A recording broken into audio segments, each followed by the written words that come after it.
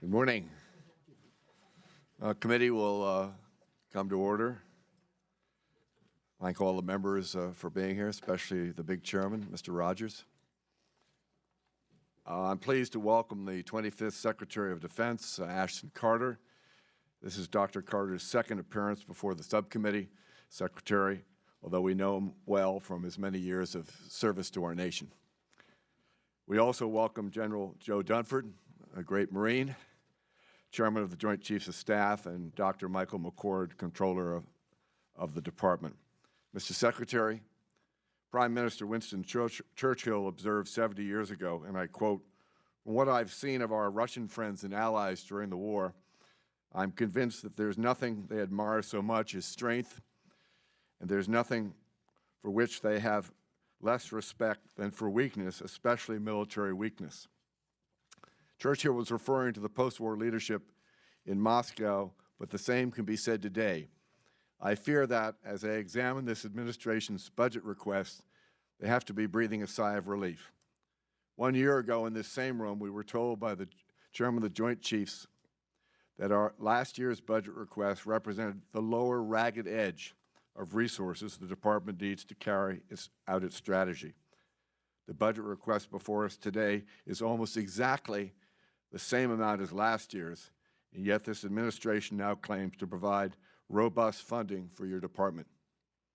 Mr. Secretary, lower ragged edge or robust funding? The security environment used by the department to justify a shrinking Army and Marine Corps, a smaller Navy, an older Air Force does not exist. In fact, we face more serious threats from more sources than at any time since World War II. Russia occupies Crimea and continues to menace Ukraine, its neighbors, and our NATO partners. China is building whole islands in the South China Sea and militarizing them, yet this administration suggests cutting an already inadequate shipbuilding budget. Many of our gains in Afghanistan have been reversed, while the Taliban and now ISIS await our departure, and Iraq is barely better. Iran's global terrorist network just received a massive transfusion of money and continues to challenge our interests and our allies in Iraq, Syria, Yemen, and across the Middle East. Syria is a living hell on earth and devolving even further by the day with Russian and Iranian sponsorship. And we seem to be deconflicting our operations with both countries, hardly our allies. ISIS has a major franchise in Libya, its base of operations in North Africa, 160 miles of Mediterranean coastline. Terrorism is like a cancer across the world, and this budget does not do enough to halt its spread. Moreover, many of us on this committee are concerned that this budget mortgages future military capabilities to pay for today's urgent requirements. Mr. Secretary, our Commander-in-Chief proclaimed in his State of the Union address, "We spend more on our military than the next 8 nations combined," as if dollars and cents are the only yardstick by which we measure the effectiveness of our armed forces and the strength of our global leadership. Our adversaries measure our strength based on our military capability and our national will. And currently, those adversaries and some of our allies question both. Members of our subcommittee hear this repeatedly from foreign leaders as we travel abroad, or we meet them here at home, as they watch our foes continually test us without consequence. Mr. Secretary, I also want to bring to your attention a concern that many share about the activities of the National Security Council. It's come to our attention repeatedly that the rules of engagement for our special forces and rules of engagement for our conventional forces are being micromanaged right out of the White House. I'm sure you would agree that battlefield decisions should be left to military professionals. In closing, I can assure you that a bipartisan majority in Congress stands ready to provide our Commander-in-Chief with the resources that our military needs to meet challenges from Russia and China and defeat the Islamic State, al-Qaeda, and other lethal terrorist groups with or without the strategy that the law requires. In fact, the 2016 NDAA required the administration to provide a strategy to counter violent extremists in Syria by last week. We're still waiting. Now, having said that, I'd like to turn the microphone over to my ranking member, Mr. Visclosky. Thank you. Thank you, Mr. Chairman. I appreciate you holding a hearing today, and Secretary Carter, General Dunford, and Secretary McCord. Welcome to the hearing. I thank each of you for your commitment of service. Mr. Chairman, I wish to express my continued concern regarding the self-inflicted uncertainty created by the Budget Control Act of 2011. Admittedly, I used much of my time at the fiscal year 2016 hearing for a same purpose.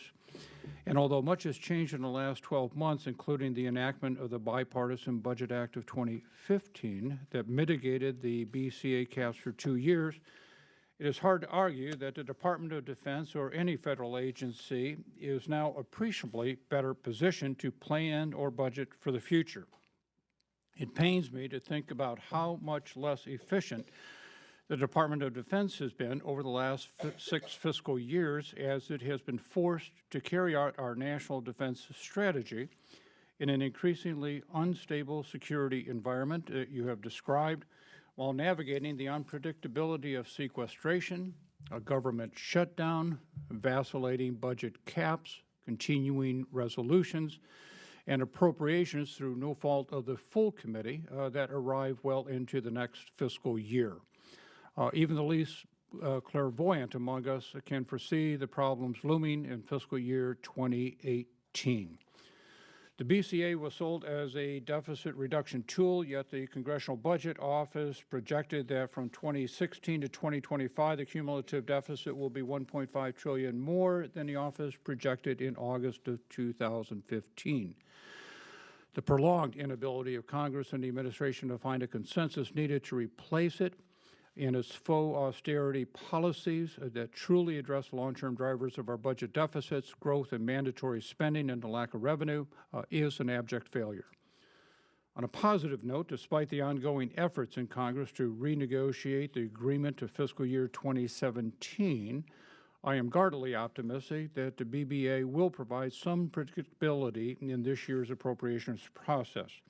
We have a number, and I hope that this subcommittee under the chairman's leadership will be allowed to make the difficult and deliberate decisions needed to prioritize the resources available to strengthen our defense and minimize the risk of our nation and those in uniform.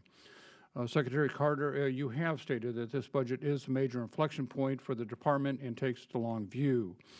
Further, you have indicated that this request favors innovation and readiness posture over force structure. I was pleased to hear both of those sentiments, but based on the outcomes of the last handful of budget requests, I am skeptical, again, of any strategy, plan, or program that is reliant on relief from the BCA caps in future years. I certainly understand the motivation behind DOD's decision to assume more funding in the out years. However, I am worried that that assumption may not come to fruition. I assure you that I am committed to working with my colleagues to find a lasting solution to our fiscal situation, which again necessitates addressing both revenue and mandatory spending. In conclusion, I would simply also observe that I appreciate that the much anticipated plan for the closing of Guantanamo Bay Detention Facility was transmitted to Congress earlier this week. I hope that the plan is considered on its merit rather than to be reflexively rejected. And Mr. Chairman, again, thank you very much for holding the hearing. Gentlemen, I look forward to your testimony. Thank you, Mr. Visclosky. Mr. Rogers, Chairman Rogers. Thank you, Mr. Chairman. Mr. Secretary, General Dunford, Secretary McCord, thank you for being here. Thank you, more importantly, for your years of service to your country. We appreciate that very, very much, and we thank you for being here this morning for what is the first hearing of this subcommittee for fiscal 17. We have 21 hearings across the committee this week. You're one of which, but we think very, very important, one of which.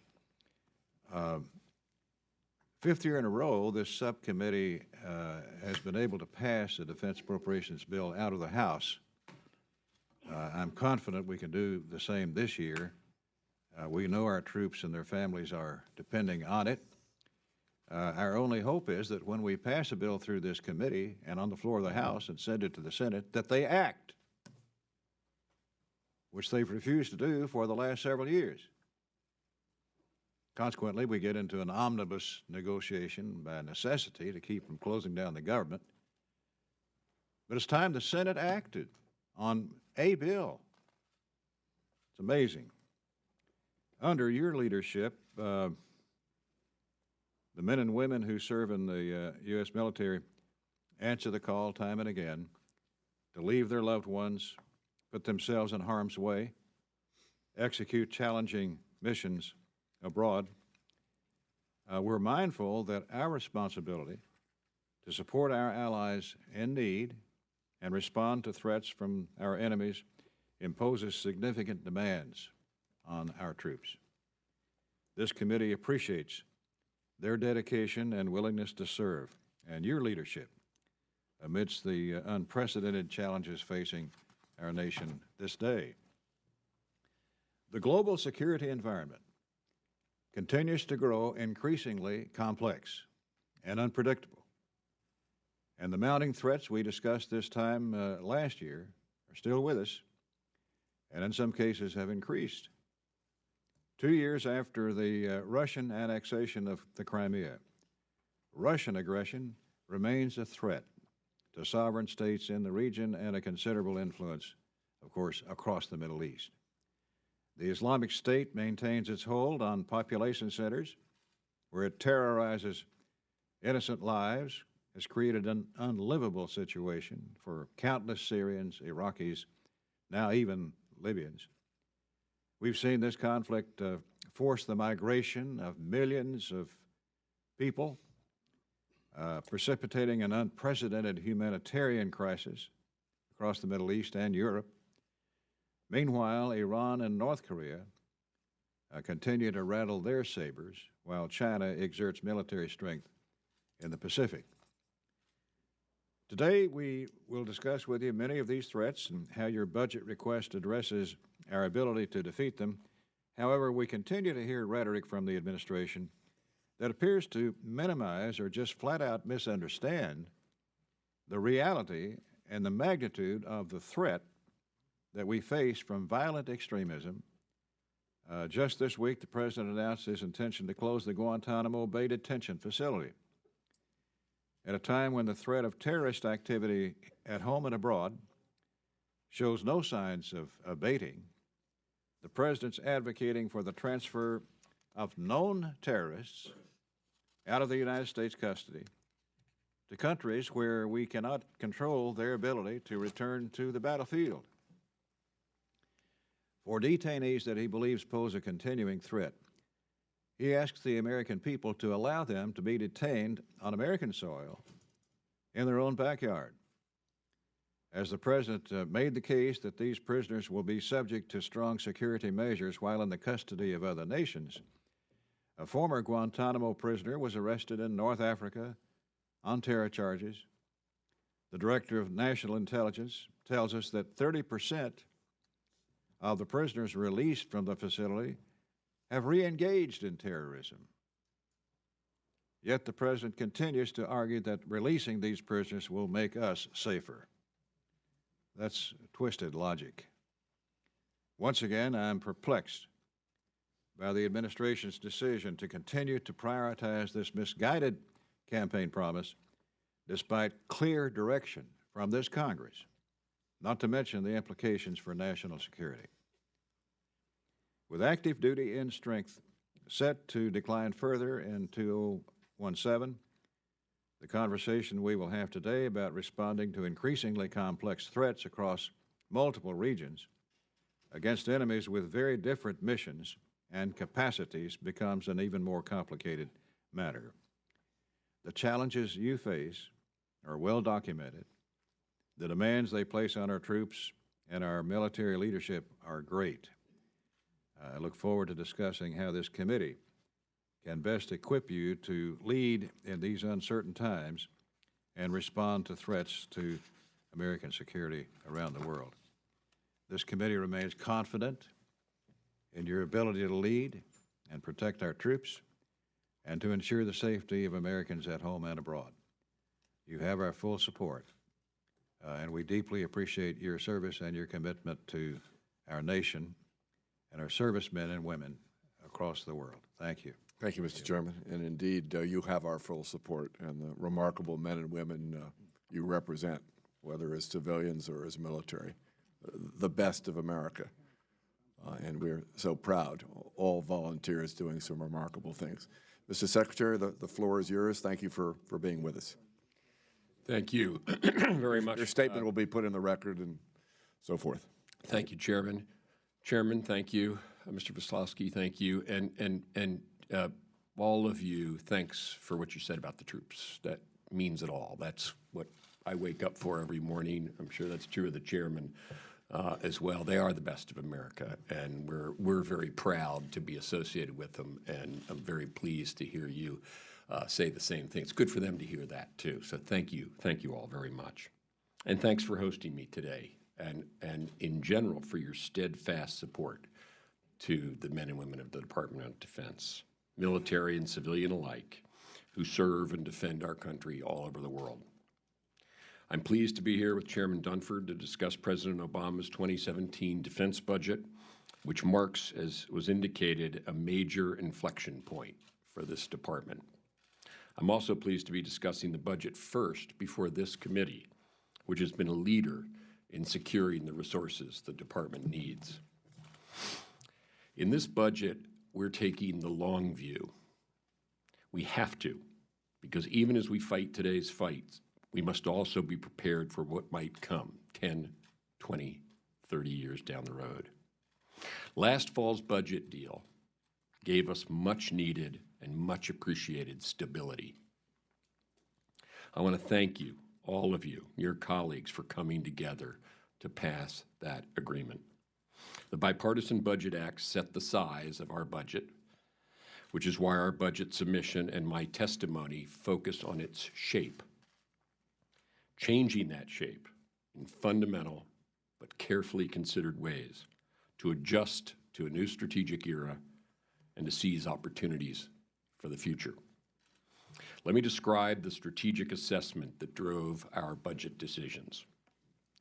First of all, it's evident that America is still today the world's foremost leader, partner, and underwriter of stability and security in every region across the globe, as we have been since the end of World War II.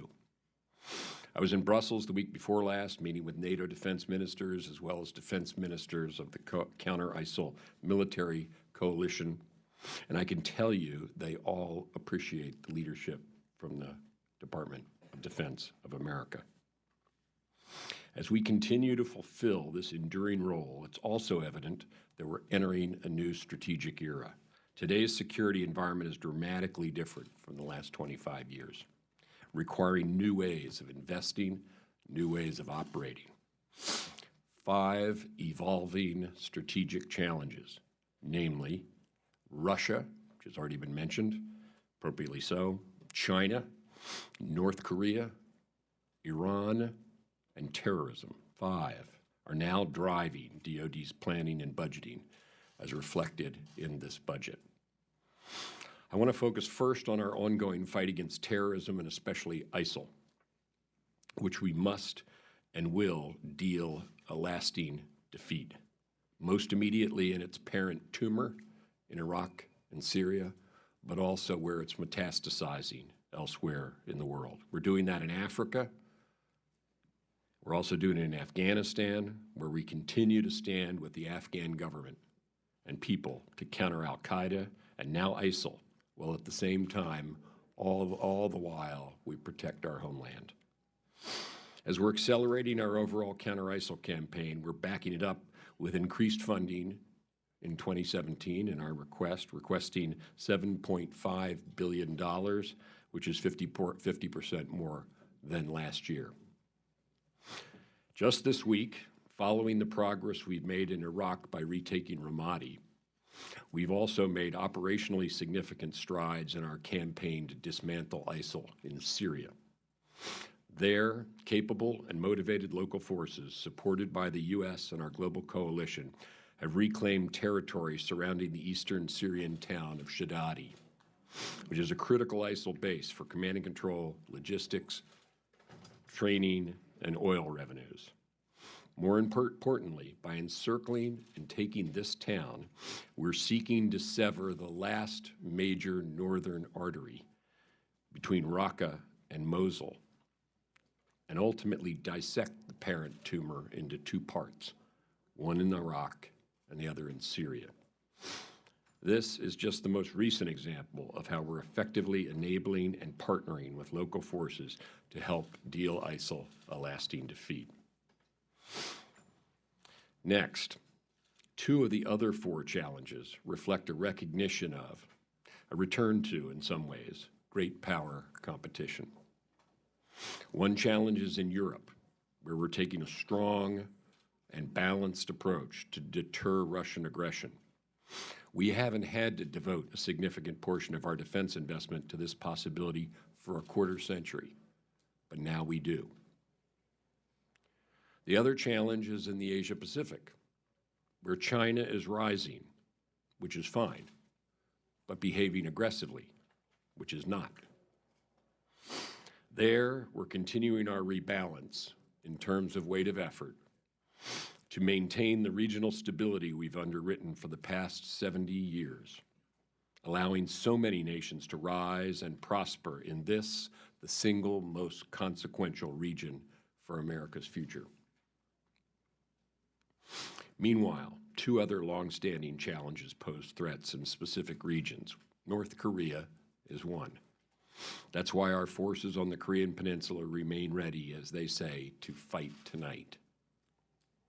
The other is Iran, because while the nuclear accord is a good deal for preventing Iran from getting a nuclear weapon, we must still deter Iranian aggression and counter Iran's malign influence against our friends and allies in the region, especially Israel, to whom we maintain an unwavering and unbreakable commitment. DoD must and will address all five of these challenges as part of its mission to defend our country. Doing so requires new investments on our part, new postures in some regions, and also some new and enhanced capabilities. For example, in confronting these five challenges, we know we'll have to deal with them across all domains, and not just the usual air, land, and sea, but also particularly the areas of cyber, electronic warfare, and space, where our reliance on technology has given us great strengths and great opportunities, but also led to vulnerabilities that adversaries can seek to exploit. Key to our approach is being able to deter our most advanced competitors. We must have and be seen to have the ability to ensure that anyone who starts a conflict with us will regret doing so. To be clear, the U.S. military would fight very differently than we have in Iraq and Afghanistan, or in rest of the world's recent memory. We will and must be prepared for a high-end enemy, what we call full spectrum. In our budget, our capabilities, our readiness, and our actions, we must demonstrate to potential foes that if they start a war, we have the capability to win. Because a force meant to deter conflict must show that it can dominate a conflict. In this context, Russia and China are our most stressing competitors, as they've both developed and continue to advance military systems, including anti-access systems, that seek to threaten our advantages in specific areas. We saw it last week in the South China Sea, and we see it in Crimea and Syria as well. In some cases, they're developing weapons and ways of war that seek to achieve their objectives rapidly before they think we can respond. Now, we don't desire conflict with either country. And while I need to say that they pose some similar challenges militarily, they're very different nations, very different situations. And our preference is to work together with important nations. But we also cannot blind ourselves to their apparent goals and actions. Because of this, DoD has elevated their importance in our planning and our budgeting. In my written testimony, I've detailed how our budget makes critical investments to help us better address these 5 evolving challenges. We're strengthening our deterrence posture in Europe by investing $3.4 billion for our European Reassurance Initiative, quadruple what we requested last year. We're prioritizing training and readiness for our ground forces and reinvigorating the readiness and modernization of our fighter aircraft fleet. We're investing in innovative capabilities like swarming 3D printed microdrones, the long-range strike bomber, and the Arsenal plane, as well as advanced munitions like the Maritime Strike Tomahawk, the long-range anti-ship missile, and the newly anti-ship capable SM-6 missile, in which we're investing nearly $3 billion to maximize production over the next 5 years. We're emphasizing lethality in our Navy with new weapons and high-end ships, and by extending our commanding lead in undersea warfare, with new investments in unmanned undersea vehicles, for example, more submarines with the versatile Virginia payload module that triples their strike capacity from 12 Tomahawks to 40 Tomahawks. And we're doing more in cyber, electronic warfare, and in space, investing in these 3 domains a combined total of $34 billion in 2017 to, among other things, help build our cyber mission force, develop next-generation electronic jammers, and prepare for the possibility of a conflict that extends into space. In short, DoD will continue to ensure our dominance in all domains. As we do this, our budget also seizes opportunities for the future. That's a responsibility I have to my successors, to ensure the military and the Defense Department they inherit is just as strong, just as fine, if not more so, than the one I have the privilege of leading today. That's why we're making increased investments in science and technology, and building new bridges to the amazing American innovative system to stay ahead of future threats. It's why we're also innovating operationally, making our contingency plans and operations more flexible and dynamic in every region.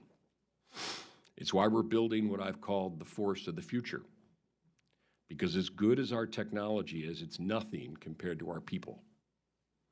And in the future, we need to continue to recruit and retain the very best talent from future generations. That's also why we're opening all combat positions to women, as well as doing more to support military families, to improve retention, and also to expand our access to 100% of America's population for our all-volunteer force. And because we owe it to America's taxpayers to spend our defense dollars as wisely and responsibly as possible, we're also pushing for needed reforms across the DoD enterprise, from continuously improving acquisitions, to further reducing overhead, to proposing new changes to the Goldwater-Nichols Act that defines much of our institutional organization. Let me close on the broader shift reflected in this budget. We in the Defense Department don't have the luxury of just one opponent or the choice between current fights and future fights. We have to do both. That's what this budget is designed to do, and we need your help to succeed. I thank this committee again for overwhelmingly supporting the Bipartisan Budget Act that set the size of our budget. Our submission focuses on the budget shape. We hope you approve it. I know some may be looking at the difference between what we proposed last year and what we got in the budget deal. But I want to reiterate that we've mitigated that difference and this budget meets our needs. That budget deal was a good deal. It gave us stability, and for that, we remain grateful. Doing something to jeopardize that stability would concern me deeply. The greatest risk we face in the Department of Defense is losing that stability this year and having uncertainty and sequester and caps in future years. That's why going forward, the biggest concern to us strategically is Congress averting the return of sequestration next year so we can sustain all these critical investments over time. We've done this before. If we think back to historic defense investments that made our military more effective, not only technologies like GPS, the internet, and satellite communications, but also in other areas like especially the all-volunteer force. They were able to yield tremendous benefits because they garnered support across the aisle, across branches of government, and across multiple administrations. That same support is essential today to address the security challenges we face and to seize the opportunities within our grasp. As long as we work together to do so, I know our national security will be on the right path, and America's military will continue to defend our country and help make a better world for generations to come. Thank you. Thank you, Mr. Secretary, for your remarks. Chairman Dunford, General Dunford, thank you for being with us, and thank you for your remarkable career. I thank Chairman Fleetinghausen, Ranking Member Skoloski, Chairman Rogers, distinguished members of the committee. Good morning, and thank you for the opportunity to join Secretary Carter and Secretary McCord in appearing before you. I'm honored to represent the extraordinary men and women of the Joint Force. Our soldiers, sailors, airmen and Marines, and civil servants remain our single most important competitive advantage. Thanks to your support, the United States military is the most capable fighting force in the world. With your continued support, the Joint Force will continue to adapt, fight, and win in current operations while simultaneously innovating and investing to meet future challenges. I don't believe we ought to ever send Americans into a fair fight. Rather, we must maintain a joint force that has the capability and credibility to assure our allies and partners, deter aggression, and overmatch any potential adversary. This requires us to continually improve our joint warfighting capabilities, restore full-spectrum readiness, and develop the leaders who will serve as the foundation for the future. The United States is now confronted with challenges from both traditional state actors and non-state actors. The Department has identified 5 strategic challenges which Secretary Carter has already addressed. Russia, China, Iran, and North Korea continue to invest in military capabilities that reduce our competitive advantage. They are also advancing their interests through competition with a military dimension that falls short of traditional armed conflict and the threshold for traditional military response. Examples include Russian action in the Ukraine, Chinese activities in the South China Sea, and Iran's malign activities across the Middle East. At the same time, non-state actors such as ISIL and al-Qaeda pose a threat to the homeland, the American people, our partners, and our allies. Given the opportunity, such extremist groups would fundamentally change our way of life. As we contend with the Department's 5 strategic challenges, we recognize that successful execution of our defense strategy requires that we maintain credible nuclear and conventional capabilities. Our strategic nuclear deterrent remains effective, but it's aging and requires modernization. Therefore, we're prioritizing investments needed for a safe, secure, and effective nuclear deterrent. We're also making investments to maintain a competitive advantage in our conventional capabilities. And we must further develop capabilities in the vital and increasingly contested domains of cyber and space. As the Joint Force acts to mitigate and respond to challenges, we do so in the context of a fiscal environment that has hampered our ability to plan and allocate resources most effectively. Despite partial relief by Congress from sequester-level funding, the Department has absorbed $800 billion in cuts and faces an additional $100 billion of sequestration-induced risk through fiscal year 21. Absorbing significant cuts over the past 5 years has resulted in our underinvesting in critical capabilities, and unless we reverse sequestration, we will be unable to execute the current defense strategy. The fiscal year 17 budget begins to address the most critical investments required to maintain our competitive advantage. To the extent possible, within the resources provided by the 2015 Bipartisan Budget Act, it addresses the Department's 5 challenges. It does so by balancing 3 major areas: investment in high-end capabilities, the capability and capacity to meet current operational demands, and the need to rebuild readiness after an extended period of war. In the years ahead, we'll need adequate funding levels and predictability to fully recover from over a decade of war and delayed modernization. A bow wave of procurement requirements in the future include the Ohio-class submarine replacement, continued cyber and space investments, and long-range strike bomber.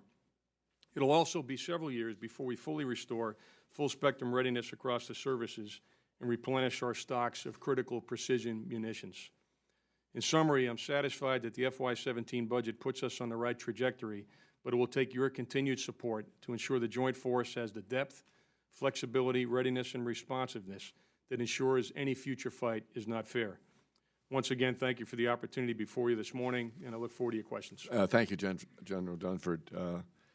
Let me associate myself with the remarks of Chairman Rogers' concern about prisoners being released from Guantanamo that go back to the fight. I mean, that is disturbing. I think it makes me quite angry.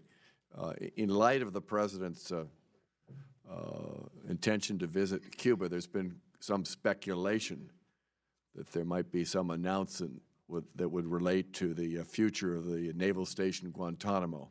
Can you assure us that there's no plans for any change of our operations and historic role there?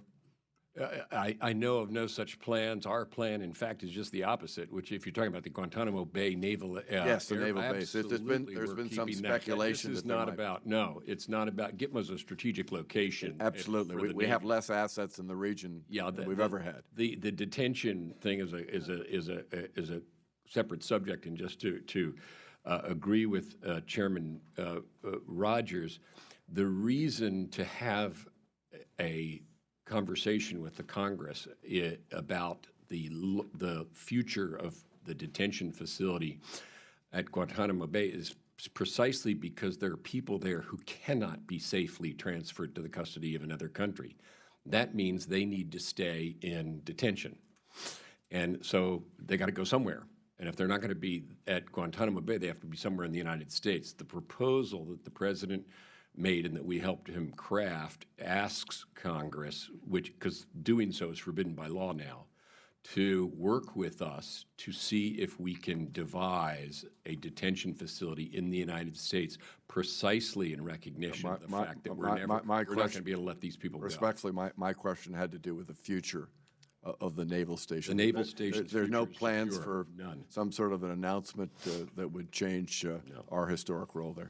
No. Let me focus a little bit on the Middle East. I think the committee's going to be taking a look at, and I know Mr. Visklosky and I work very closely on what's called the Overseas Contingency Account, which historically and is still aimed at the focus on the war on terrorism. We did a pretty good job of vetting in our last bill all aspects of that account. Can you review for the committee very briefly? I see at the top of the funding responsibility the issue of force protection. We still obviously have troops in the region. Can you review for the committee very briefly the issue of force protection, our continued, and it's, may I say, a rather expensive investment in the Afghan Security Forces Fund, their capabilities, even after all these years of supporting them? There's some questions as to how capable they are.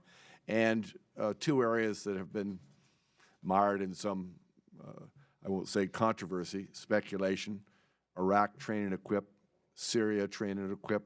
Can you briefly go through the list with our committee as to why these are your particular focuses? It's not that they aren't ours, but in reality, could you briefly go through that list? Absolutely, and I'll start out and then ask the chairman also to elaborate on some of this. You're right, those are 4 ingredients of our OCA request. There are others, like the European Reassurance Initiative that I mentioned, which is about Russia. We very much appreciate your support for OCO. And we understand that, I know the Constitution, which is we propose and you decide on the budget. So every nickel that's in OCO is subject to the visibility and approval of this body, and that's perfectly appropriate. And we're used to that and very, very comfortable with that. And it is used for a variety of absolutely essential purposes. I'll touch on a couple of them. Force protection is the highest priority that we have, both abroad and at home. Taking care of our people is incredibly important. So it remains a high priority. I asked the chairman to say something more about that because he and I were just talking about that yesterday in some locations. He's also the expert on Afghanistan, having done an absolutely fantastic job of commanding there. But just so he doesn't have to sing his own praises, Indeed, he has. he really did. He really did. And as a consequence, despite all the interruption of a year, almost a year, 8 months in the trend, so you're really starting from. It's got the Afghan security forces' capability is growing. They have many of the capabilities, but not all of the capabilities they need. That's why we stick with them. That's why our plan is to stick with them. And that is why in our budget, by the way, we request funding for the Afghan security forces for FY17, and our plan is to continue to do that in the future, and all of the other NATO and other partners have also committed. That's what's committed to doing that, supporting the Afghan security forces, because the whole strategy, and the one that General Dunford executed so well, was to make the Afghan security forces capable of securing the country, stopping terrorism from once again arising on that territory and striking the United States, and also to give us a friend in a dangerous part of the world. And all of that is what we're pursuing in Afghanistan. That's why we want to stick with it. You mentioned also train and equip, and with Well, to some extent, we're doing, Joe. part of what we're doing in Afghanistan is a perpetual and apparently train and equip. So General Dunford, and then I'm going to go to Ms. Wisconsin. Chairman, if I could start with Afghanistan, we have finished. To put it in some kind of perspective for the committee, when I arrived in Afghanistan in February of 2013, so about 3 years ago, we had over 100,000 U.S. forces on the ground that were fundamentally responsible for security in Afghanistan. Today, we have 8,800 Americans on the ground. And in the interim period, the Afghan security forces have assumed responsibility for security in Afghanistan. They've conducted 2 elections and gone through a very difficult and politically turbulent period. So quite honestly, we have a lot of work to do, and particularly in the area of the aviation enterprise, special operations, intelligence, and so forth. But if you put in perspective where we've come from the last 3 years, and you put in perspective the current investment versus where we were 3 years ago, but more importantly, if you put in perspective our national interests in Afghanistan, which are to maintain an effective counterterrorism platform and partner in that part of the world from which we face a still significant threat, my assessment is that we're moving in the right direction, certainly not as quickly as we want to. Let me assure the Committee on Force Protection, we have very specific standards. We work hard in the department to do that. I think, you know, when Secretary Carter was the deputy and we moved forward on the MRAP program, that was evidence of the commitment that we have to our people. And today, those standards and the lessons learned over the past 10 years have been incorporated and frankly reflect in the investment that we make in taking care of our people. And very quickly on the Syria and Iraq. Yeah, I mean, there's been obviously a lot in open sources about the lack of success in some of those areas. So maybe you can talk a little bit about that. A lack of success in force protection? No, and train and equip. Oh, and the train and equip, what I would... We got a lot of people on the payroll. We're training a lot of people. Chairman, over the last... We want to make sure that those tax dollars are First of all, the endeavors in Iraq and Syria, relatively speaking, if you put it in perspective from some of the things we've done in the past, is still relatively new. We've trained over 15,000 in Iraq, and the evidence of their performance was recently demonstrated in Ramadi and is currently demonstrated in Anbar province. And so where we were 4 months ago, I would tell you, 4 months ago, we did not have the momentum in the campaign in Iraq. Today, I can tell you with authority that we do have the momentum, and the Iraqi security forces have proven to be capable in the Anbar province and are now organizing for operations up in the north. We've trained 2,500 Peshmerga. They also have been extraordinarily successful in cutting the lines of communication between Iraq and Syria, and they'll also be very important as we conduct operations in Mosul. In Syria itself, you know, we had a slow start, but right now, as Secretary Carter outlined, the partners that we have on the ground that are being supported by U.S. funding are the ones that just recently took Shadadi, are going down to now isolate soon the caliphate, the location of the caliphate in Raqqa. And again, they've also been successful in cutting the lines of communication between Iraq and Syria. So from my perspective, the enemy, a lot of work left to be done, but the enemy is under great pressure. We have significantly reduced their freedom of movement. We've begun to virtually and physically isolate them in their major areas of concentration, and we are doing that by, with, and through the Iraqi and Syrian partners that we have trained over the past year. So my assessment is that, again, much work to be done, but the trajectory is in the right direction. Well, we'll be watching those programs very carefully, and thank you for your assessment. Mr. Visklowski. Thank you, Mr. Chairman. Gentlemen, just for the record, would continue to reiterate my concern about making sure we're on schedule for the department to have audible financial statements by 2017. Not orally here, but for the record, if you could respond to any major investments that still need to be made, and if so, any of those automated systems, whether or not they are fully funded in the fiscal year 17 request. We'll provide that. I appreciate that. Mr. Secretary, the issue I'd want to address at the outset is the industrial base that I'm very concerned about. I think all of you are as well. Are there any particular sectors, industries, components that the department today has a problem with? Every time we get a waiver notice from the Department of Acquisition, it brings this problem to mind, and I'm very concerned about it. Follow-up is what can be done. Is there something from a budgetary standpoint that is lacking that we can be helpful with? Well, thank you, and I share that concern and long have shared that concern because second only to our people, it is the unparalleled quality of our equipment that makes us the finest fighting force the world has ever known. We got to keep that going. It does depend upon a healthy industrial base. And two things, Mr. Visklowski, come to mind. I mean, first of all, the stability that you have provided that I spoke of early is simply having a knowledge of what our budget is going to be 2 years in a row. That's the kind of thing that allows our program managers to manage programs on a more stable basis so that the levels below the prime contractor, which depend so totally upon those contractors, make all the spare parts and so forth, are stay in the game and don't decide they can't work with defense anymore.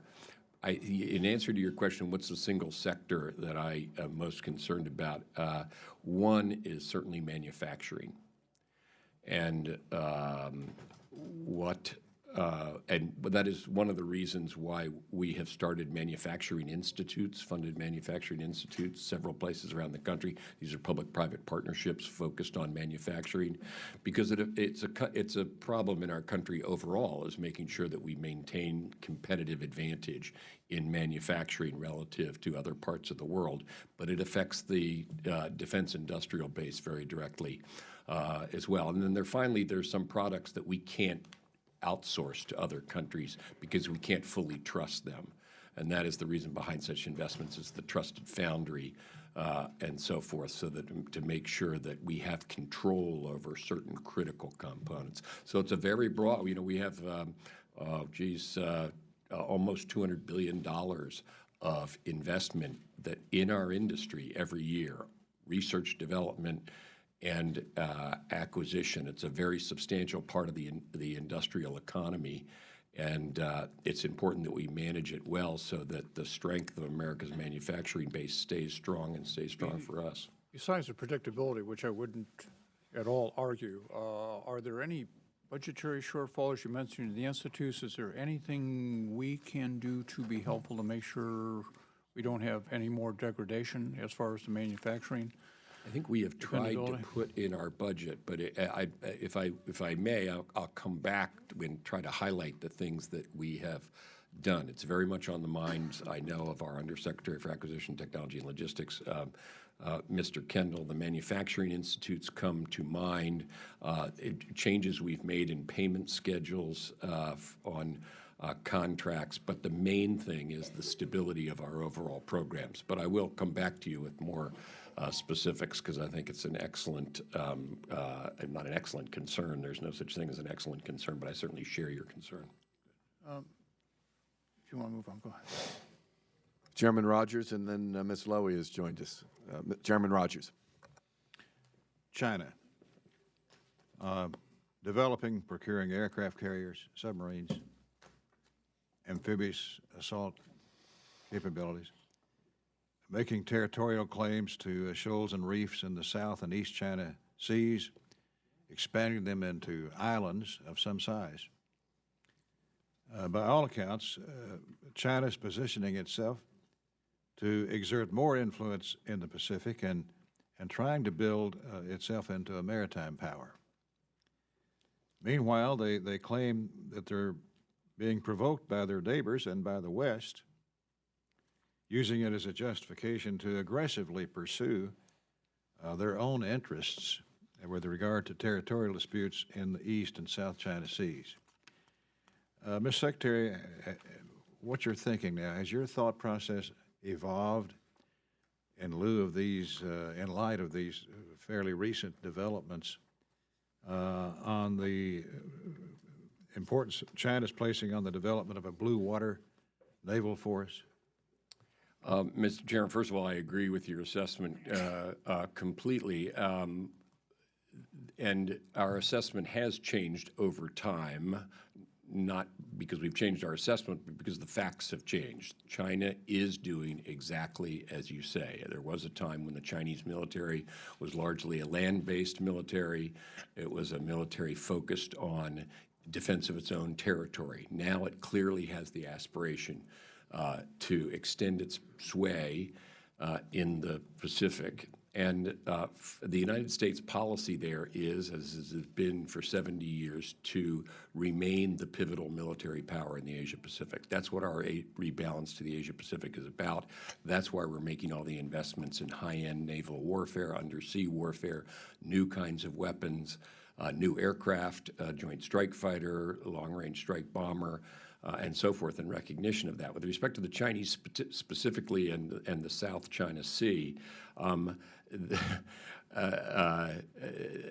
the idea that we have provoked them into that, the reason that these activities are getting notice isn't because the United States is doing something new. We've been sailing in the South China Sea and will continue to sail wherever international law allows for decades now. We're not doing anything new. The thing that's new is the Chinese, and of course there's some other countries that do some of this, but nothing on the scale of China. Exactly as you say, dredging and putting military equipment on. That's having two effects. It's being reacted to in two ways. First is by us in our investments, and that's why when we talk about this being an inflection point in our budget, that's part of it, looking to the future, including China. It's also having the effect of causing others in the region both to increase their own maritime defense activities and to align them with the United States. Old allies like Japan, South Korea, Australia, the Philippines, and then new partners like Vietnam and India that are working with us increasingly. So the Chinese behavior is having the effect of self-isolation, and it's also galvanizing others to take action against it. You know what? That is a change in the strategic aspect that China presents to the region. We're determined to do what the United States has done for 70 years, which is to keep a peaceful and stable environment. That's the environment in which the Asian miracle has occurred. It's been because of the counterweight of the United States to what would otherwise be a region that has no NATO, no security structure. We've provided that for 70 years. Do these actions of China recently, does that threaten our ability to live up to our treaty obligations to Taiwan? Well, yeah, no, our treaty obligations to Taiwan are very strong. We're constantly adjusting them. Obviously, the more the threat grows from China, the more we have to adjust both our operational approach and our technical approach. That's one of the reasons why we're making these investments, is because our commitment under the Taiwan Relations Act to capabilities to defend Taiwan. But I think, just to follow what you said, Mr. Chairman, earlier, China's activities have expanded to beyond Taiwan, which has been with us now for several decades, and they're looking to the South China Sea, the East China Sea, and so forth. So it's not just Taiwan anymore, but it certainly includes Taiwan. General Dunford, could you address this subject, the threat that might be posed by the recent changes in China's activities in regard to blue water capability and/or aircraft or land-based? Chairman, I can. It's very clear to me that those capabilities that are being developed are intended to limit our ability to move into the Pacific or to operate freely within the Pacific, and we call that anti-access area denial capabilities. So there are developments in anti-ship capability, anti-aircraft capability, and then, as you described, the Blue Water Navy are clearly intended to limit our ability. And that's why, in this particular budget, we have focused on capability development that allow us to maintain a competitive advantage versus China. It's also why we're fielding the most modern capabilities in the department to the Pacific first. Things like the F-35, the F-22, and so forth, and other capabilities are going to the Pacific first. So I absolutely share the concern that you've outlined, Chairman Rogers, and it's certainly something that, for me, in terms of joint capability development, it's a priority for us over the next 5, 7, 10 years to ensure that what Secretary Carter said is true. We are capable today of meeting our obligations in the Pacific, and there is no doubt in my mind that we have a competitive advantage over China today. It's equally clear to me that on the trajectory that China is on today, were we to not maintain an investment profile as outlined in the current budget, we would lose our competitive advantage over time and find ourselves unable to adequately advance our interests in the Pacific. Some people say that what China's doing in that region, as we've talked about here, is more to impress and perhaps intimidate their neighbors than it is to confront us. What do you say to that, Secretary? Well, it's both, because it is definitely intended to intimidate or dominate the neighbors, but it's also partly clearly strategically directed at us, because it is we who have provided the security structure in that region. Now, I'm not one of these people who believes that conflict with China is inevitable. It's certainly not desirable, but it is we who have provided the environment of peace and stability there that has allowed China to develop freely and economically. And before them, Japan, before them, South Korea, before them, Taiwan, before them, Southeast Asia, now India and China. It is we have provided that environment. Some Chinese understand that that's actually a good thing. We're not out to keep China down, but we don't look for anybody to dominate the region, and certainly not anybody to push the United States out. We are a Pacific power. We're there to stay. It's where half of humanity lives, half of the world's economy, important part of the American future. We're there to stay. Thank you, Mr. Chairman. Thank you, Mr. Chairman. Ms. Lowy and then Ms. Granger.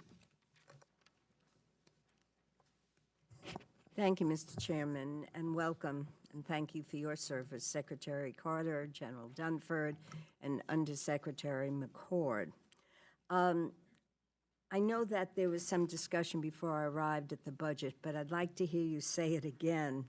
What problems are created when Congress does not pass a spending bill by October 1? What does it do for your budget? And can you carry out the department's mission within the amounts proposed in your FY17 request? Thank you, Congresswoman.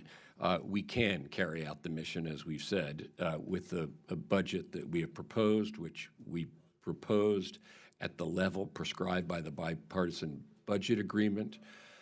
The stability provided by that agreement is very important to us. And to get to the first part of your question, when we have instability, what happens?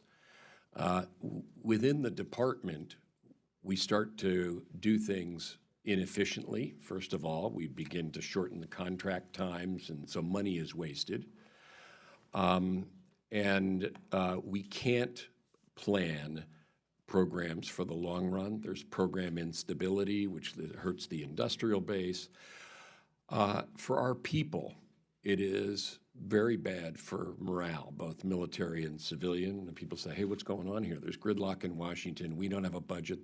This government's going to close down, or sequester's going to come in. I don't think it's fair to our people. They look at their families. They're trying to plan their future, and they say, is this an institution that I can plan a future with. We have an all-volunteer force. We have to have good people, and we need them to see a future with us. And then finally, I worry about what it looks like around the world.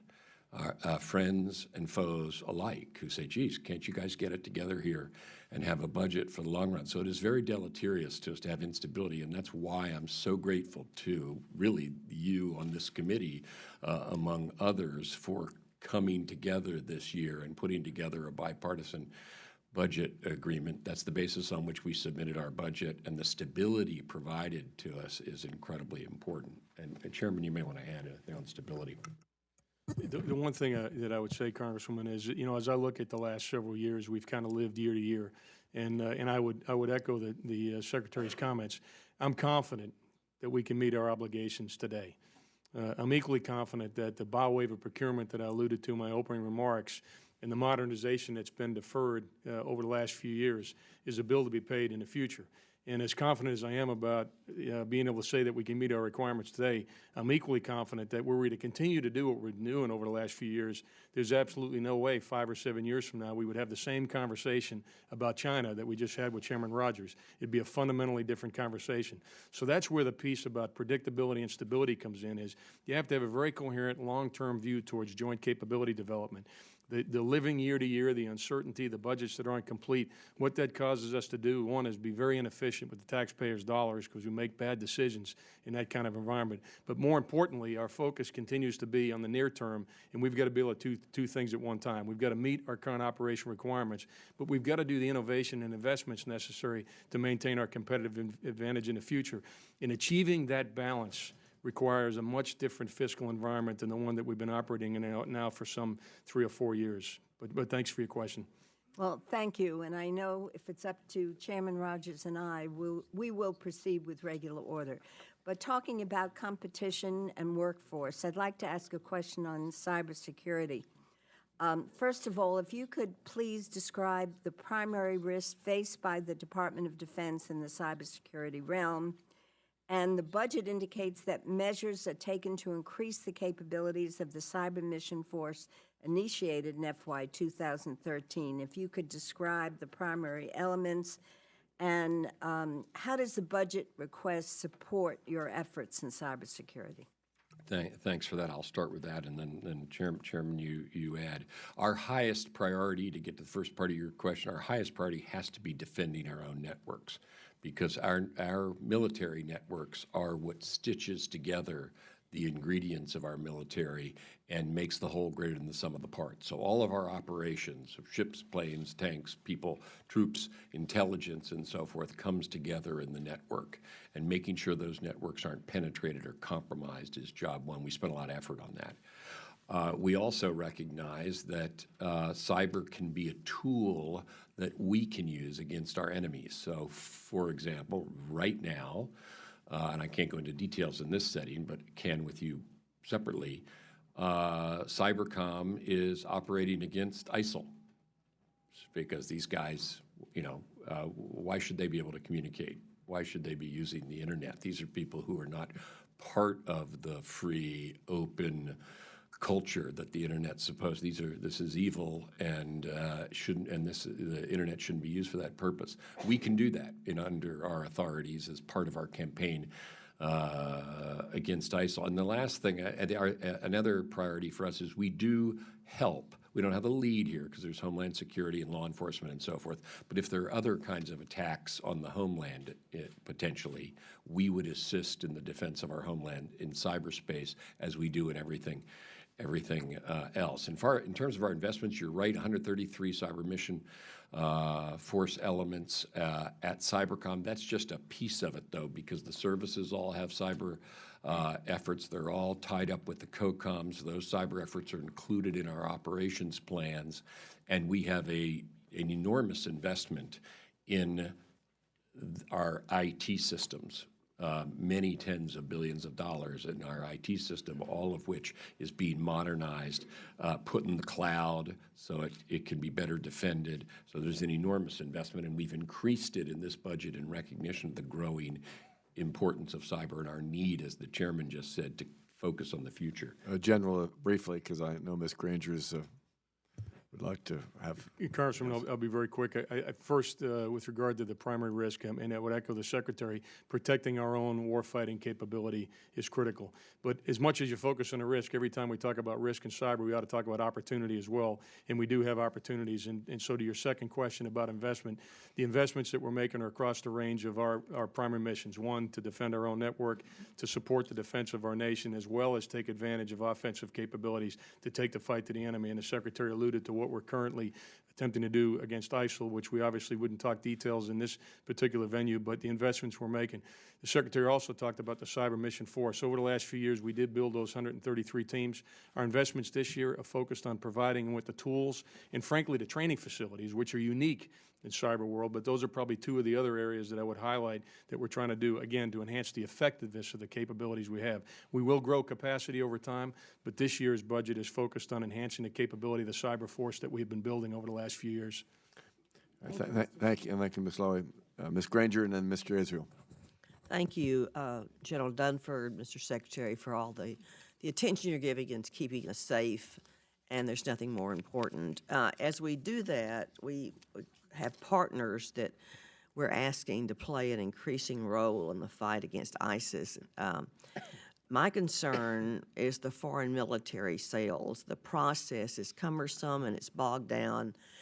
For example, the congressional notification for the F-18s for Kuwait has been stalled in the executive branch since March of 2015.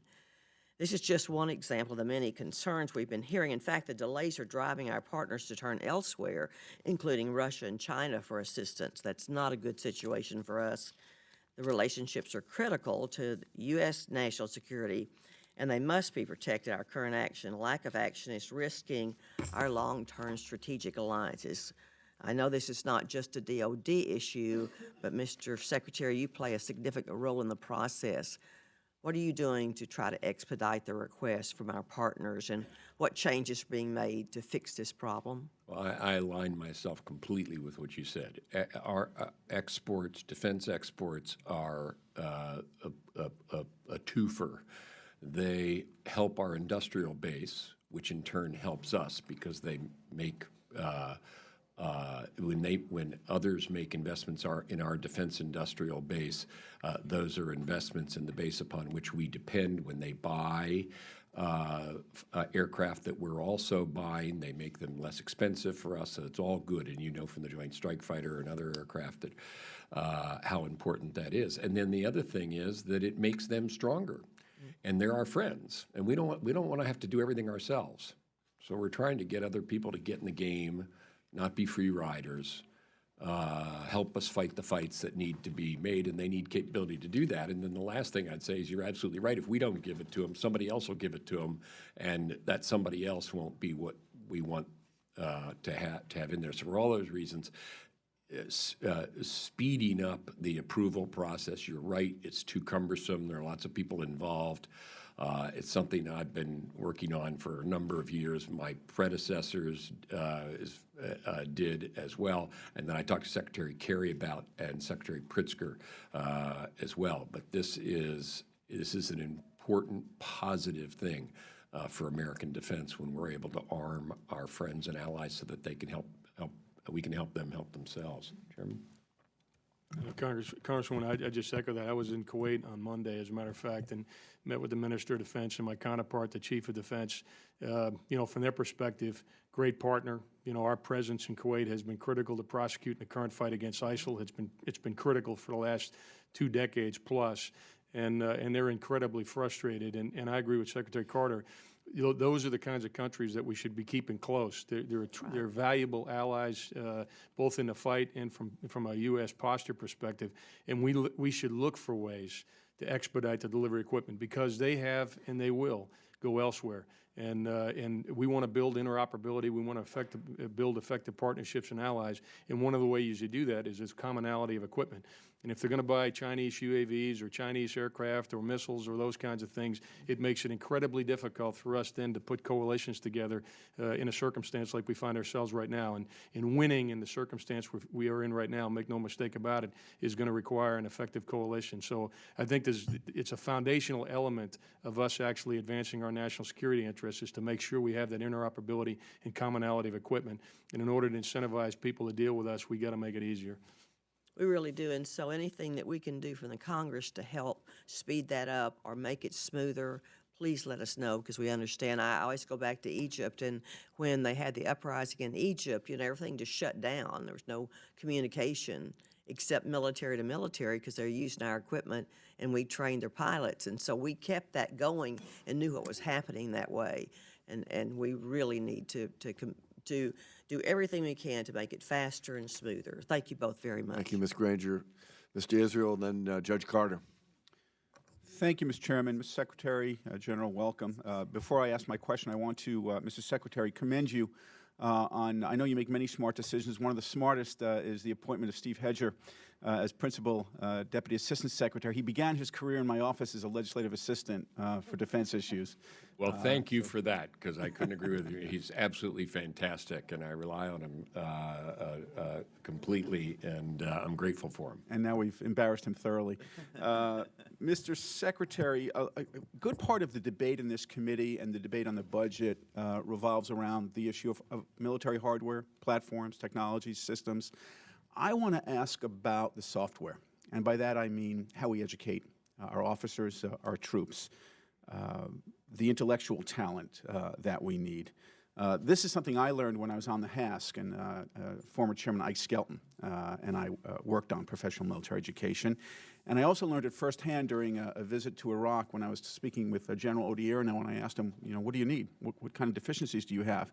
And he went through a variety of issues, and then he said, you know what, Congressman, I think we could use some more cultural anthropologists. He said, we need situational awareness, but situational awareness also includes an awareness of culture, an awareness of linguistics. You got to know, when you're kicking in a door, who's behind the door. And so I'd like you to comment, Mr. Secretary, and then I'll have a question for General Dunford. I'd like you to comment on, are we doing enough to invest in that software? Are some of the challenges that we're just too busy to learn? Are the challenges that our budgets just don't allow us to make those investments? And what more can we do on those professional and military education obligations that we have? Thank you, Congressman. While we're acknowledging people who have done a tremendous amount for our country, I'd like to acknowledge you also for your service in this body and to the country and your loyalty to the Department of Defense. Thanks. You're on one of the things that the chairman, one of the subjects that the chairman and I think feel most passionately about. It's a critical part of the force of the future, and that is professional military education, or the continuing development of our people. We need to get the best, which is why recruiting is so important, but once we get them, we need to develop them in the course of their career, because the world changes, technology changes, the skills they need change, and in order to retain them, we need to, they need to feel continually like they're building their skill set. And that's crucial. And when you talk to young folks, and I do all the time, and say, what does it take to keep you? What would make you leave? What do you talk about when you go home, you sit around a dinner table and try to decide whether you're going to stay or not? What do you talk? And there are lots of things they talk about, and we try to account for all of them. But a big one always is, well, am I growing? And one of the things that is part of society today that wasn't so much in the past is all companies recognize that. A lot of people recognize that their education didn't end when they were kids. You have to educate yourself your whole life because you need to keep up. Otherwise, the world's going to pass you by. That's true everywhere in our economy. You see people trying to do that, but it's critical for our military, both to keep their skills sharp and to make them motivated to stay. And a concern I have, and one of the things we're addressing in this budget, and it's not a lot of money, it's really attention, is this. Every time there's a little shave in the budget or turbulence, I was asked earlier about consequences of turbulence, where you go in and you grab money where you quickly can, because all of a sudden you have to grab money, which is a bad way of managing yourself. When we have to do that kind of thing, one of the things you grab is professional military education funding, fellowships, and so forth. That's penny wise and pound foolish, and it's an example of the near term killing the far term. So I think you're absolutely right. I like the word software. And I'll stop at that point and see if the chair wants to add anything.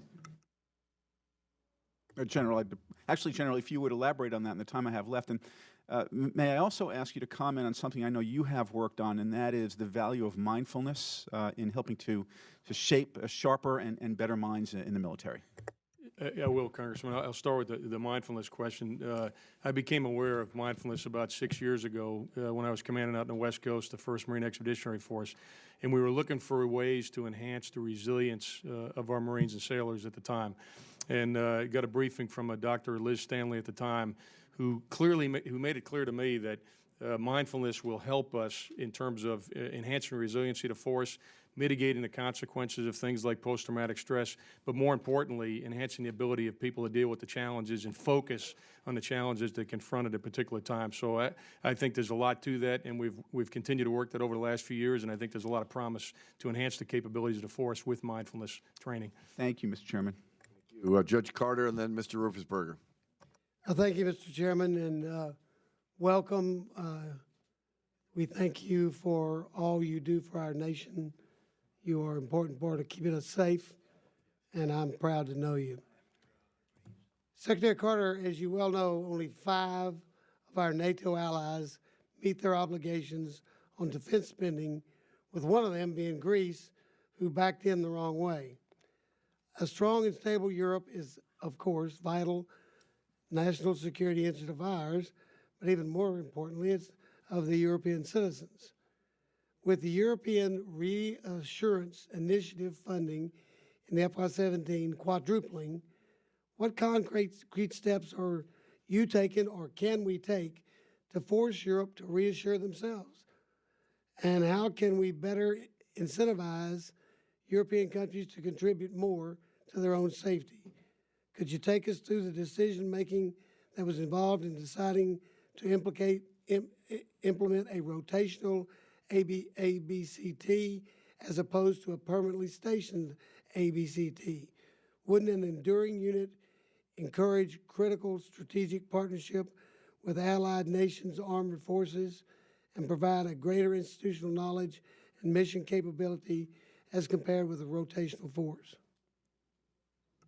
Thank you, Congressman, and you're right. The Europeans need to do more. They are, as in general, and I'm now in a long string of secretaries of defense have decried the decline in European defense spending. It's not uniform. There are countries that are increasing their levels. I would particularly just single out the United Kingdom as one, and of course our allies around the world like Japan, Australia, and some of them are all doing more, and so they're getting stronger. But in general, Europe is under invested. And our European Reassurance Initiative, our plans there are to work with them to defend them. To do that, we need their participation and assistance and their own capabilities. ERI puts some equipment there permanently, but you're right, our approach to increased force presence there is rotational presence, persistent rotational presence, rather than permanent presence. And you say, why?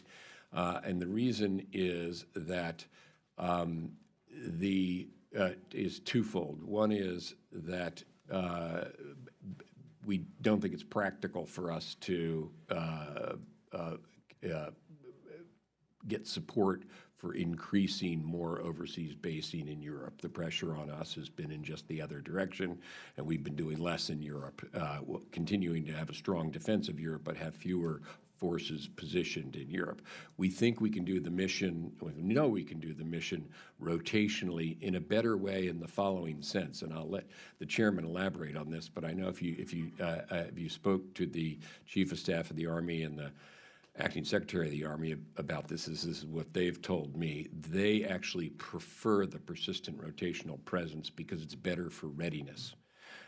These guys who go over there, and I've met with them. I've visited our guys in Europe, in Grafenwehr, in Estonia, and so forth, and they say we are much more ready now as a consequence of our being here. We know the environment. We're at a high state of readiness, so it's good training for them to rotate. Then they go back home. If they were there all the time and the people back home never got to go to Europe, the readiness for Europe wouldn't be as high. So the Army believes that by rotating different units through Europe, you increase the proficiency and therefore the punch of the ERI. Let me ask Chairman to elaborate. Congressman, I view rotational forces as a way to meet an enduring requirement as opposed to seeing them as separate. And I've spent the majority of my career in a service that used the rotational method to meet its requirements. So multiple tours in Okinawa, for example, where we meet the majority of our requirements. I couldn't agree more with the Secretary of the Army and Chief of Staff of the Army. My experience is that using a rotational basis to put forces in Europe will actually ensure that they maintain readiness, and they'll give them a breadth of experience that they might not otherwise have were they just permanent in Europe. So I think, frankly, it's a good way to meet our requirements. And again, I don't view it as either enduring or rotational. I view rotational forces as a way to meet an enduring commitment. Okay. Well, for a moment, expanding on the European participation, how effective is European participation if their rules of engagement are strictly defensive, which is what we've experienced in some other theaters when they participate? You say you're still challenging them, but in reality, we got to have people that fight. Congressman, I had the privilege of commanding, all the NATO nations in the ISAF mission. We had 50 members of the coalition, and I would tell you there are some exceptions, but that issue of caveats and rules of engagement, we overcame that in Afghanistan probably back in 2011 and 2012, and we have some incredibly effective partners, and over time they were able to accomplish the mission and operate within the same ROE that we do. And my expectation is that they'll do that in the future. There is certainly alongside of us today, we don't have NATO in Iraq, for example, in Syria, but we have NATO nations there. And almost anywhere we are, we have either members of the NATO alliance or NATO itself. And I frankly think that we can work through those things, and we have in the past. It's a political issue, but once there's commitment and will to the mission, the forces are more than capable enough to be shoulder to shoulder with us and make an invaluable contribution, and I believe that as a commander. Thank you, Judge Carter. It is a critical issue. Mr. Ruppersberger, then Mr. Crenshaw. Yes, first thing, Mr. Secretary General, I think right now that the job that you're doing, we're in a good position as far as protecting our country. With that said, we know a lot about cyber. We know it's one of the biggest threats that we face. We know that it affects our business, our communities, our combatant commands, wherever we are, and we have a lot of work to do there. And in that regard, because of the fact that we need to deal and focus on cyber, I personally believe that we need to take Cyber Command and make it into a fully functional combatant command. And I say this too, I happen to represent NSA in my district in Fort Meade in that area. Are you considering that? If you are, do you have any time frame? And also, we need to focus on the budget issue. And then if I do have time, I want to follow up one question on what Judge Carter was saying about Russia. Thank you, Congressman. With respect to Cybercom, yes, we have considered various and continue to consider various ways of improving our managerial approach and our command approach for cyber. Cybercom's a very effective organization. It is a growing organization, so we're going to have to see where it goes. And as you know, it is now a sub-unified command to Stratcom. That is an arrangement that works now, but it's not necessarily optimal, which is why we're looking at it. We do have a reluctance about adding new headquarters staffs, because one of the things that we're doing in this budget is cutting headquarters staff, and so we need to be careful about that. But whichever way that turns out, the command structure, Cybercom has an important future. And you mentioned NSA. It's important to me that Cybercom and NSA are in the same place, and the reason is very simple. I agree with that too. We don't have, skilled cyber people. This gets back to some of the earlier questions. Are not, they're hard to find. Cyber is partly a money issue for us, but it's not really a money issue. It's a people issue. And finding good people is critical. Having NSA next to Cybercom means that they can interchange talent and draw on one another. That's a huge strength for both of them. So the fact that Admiral Rogers wears both hats, Director of NSA and Cybercom, that is a critical advantage right now. There may come a time when we have enough people that we can do something different, but for now I would not recommend that separation. But it's people, that's the long pole. If I have time, I do also want to get a question about Russia. I was in Russia this November about the Syria issue, and then we then went to Estonia and Latvia.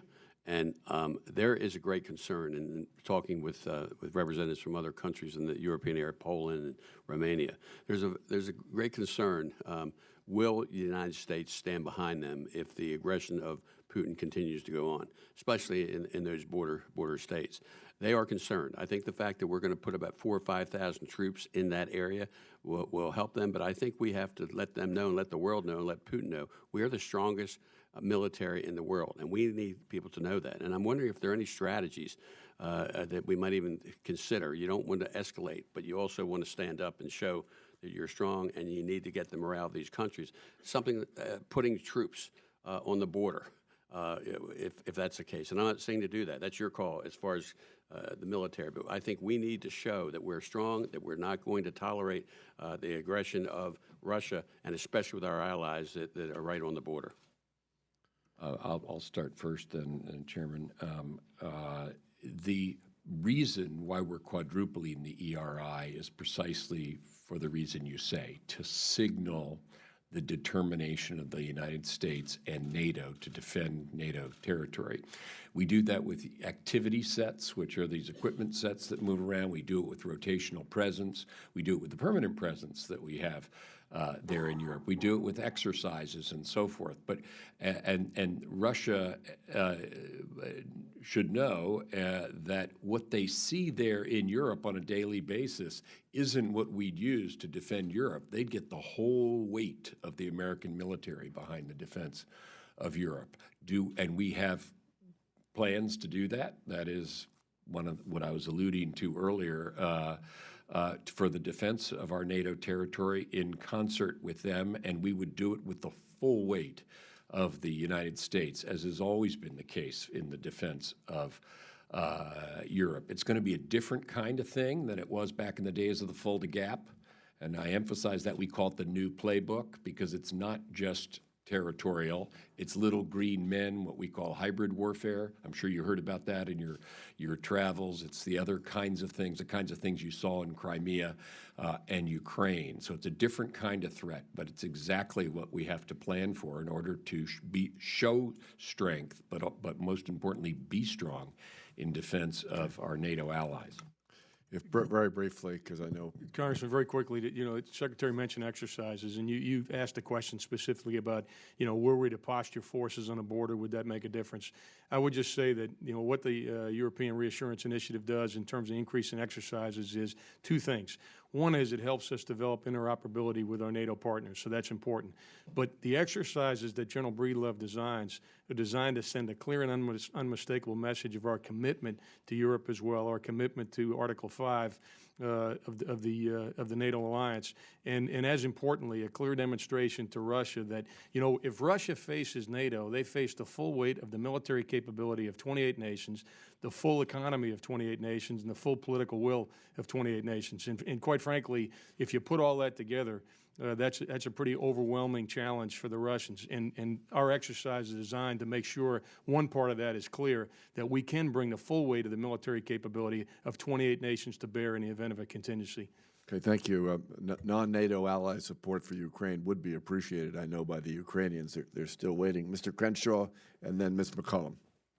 Thank you, Mr. Chairman, and thank you all for your service and service to our men and women in uniform. I think, Secretary Carter, you pretty well laid out all the diverse threats that we face. I can't think of a time where we faced any more on near-term, short-term, or long-term basis, and we're facing them at a time of shrinking budgets. And this subcommittee, I think, has a role to play. Some of us have served under different presidents and different secretaries of defense, and I think we all bring unique perspective. And I wanted to, Mr. Secretary, have a brief discussion with you about your decision to end the littoral combat ship program at 40. If you look at that program, you can see that it was set up to be a 52-ship program. And that decision, the memo and the reason I say it's your decision, because there was a memo that you wrote to the Secretary of the Navy, it was reported in the press, and it talked about the fact that maybe some of the lethality wasn't there. It was almost like, I guess, when the report said that maybe the Navy spends too much money on ships and not enough money on some of the other platforms like the E-2D Hawkeye or the P-8 or the F-18, and I happen to be a big supporter of all those programs. But I'm not sure it's correct to justify them comparing them to other programs. And when I read that memo and I talk to other members, senior members of the Department of Defense, it seems like there's this question of, well, maybe the littoral combat ship is more of a presence ship, like a patrol boat or frigate. It's there to kind of show our presence, but maybe it doesn't have the kind of high-tech capabilities in this new world to really deal with China, deal with Russia, deal with Iran. And so I guess my concern is that that's one opinion. You read articles about how important the LCS can be. You talk to some of the folks that have been on them over in the Asia Pacific, and they would tell you you almost need those kind of ships to defeat some of the folks over there. So I guess my question is if the Navy says we need 52, that was their estimate, and they reiterated that after they did a year-long study that we actually asked them to do, and then your decision is they need 40. I guess the question becomes, how does that requirement change so quickly, and will we get to see an analysis that went into your decision? In other words, do you really believe we need less littoral combat ships, or do you believe we need to spend more money in other areas? Bottom line, is that a decision based on long-term national security, or is that a decision based on a short-term budget? It's a decision based on long-term security, and I'll explain the decision for it. Let me just say something. The littoral combat ship is a successful program. It is an excellent ship, and it will be much better than the mine countermeasure ships, the coastal patrol craft, and so forth that it replaces. And these are critical capabilities. In general, in shipbuilding, this budget makes a huge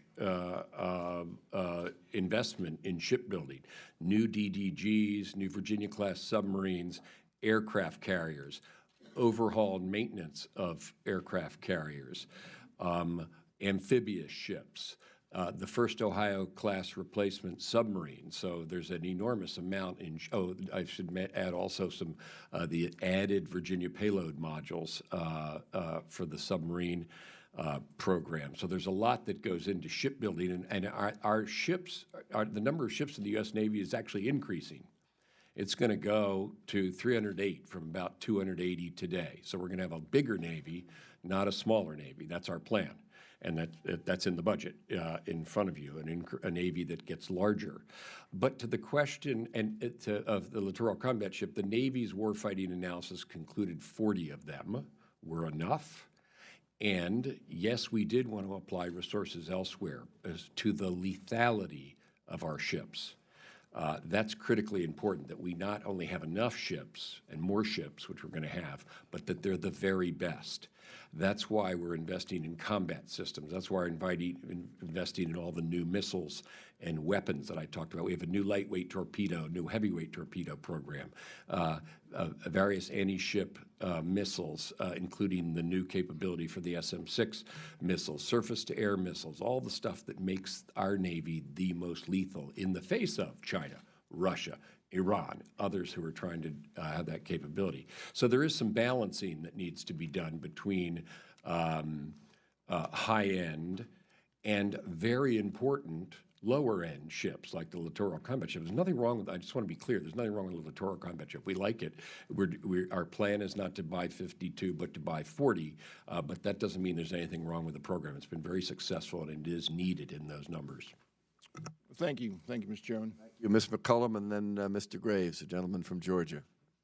Thank you, Mr. Chairman. Thank you, gentlemen. Mr. Secretary and General Dunford, the 2017 funds that this committee appropriates for the defense budget will be available to support the policies and the programs of the next president the American people elect in November. A leading candidate for president is telling the American people and the world that torture works. He says he will use torture to help defeat ISIL, including things way beyond waterboarding. He says he will order our military to take out the families of Islamic terrorists. I presume that means directing the Secretary of Defense and the Chairman of the Joint Chiefs of Staff to use men and women under your military command to intentionally kill innocent family members, including children, that might be suspected terrorists. I find these rants frightening and dangerous to our nation.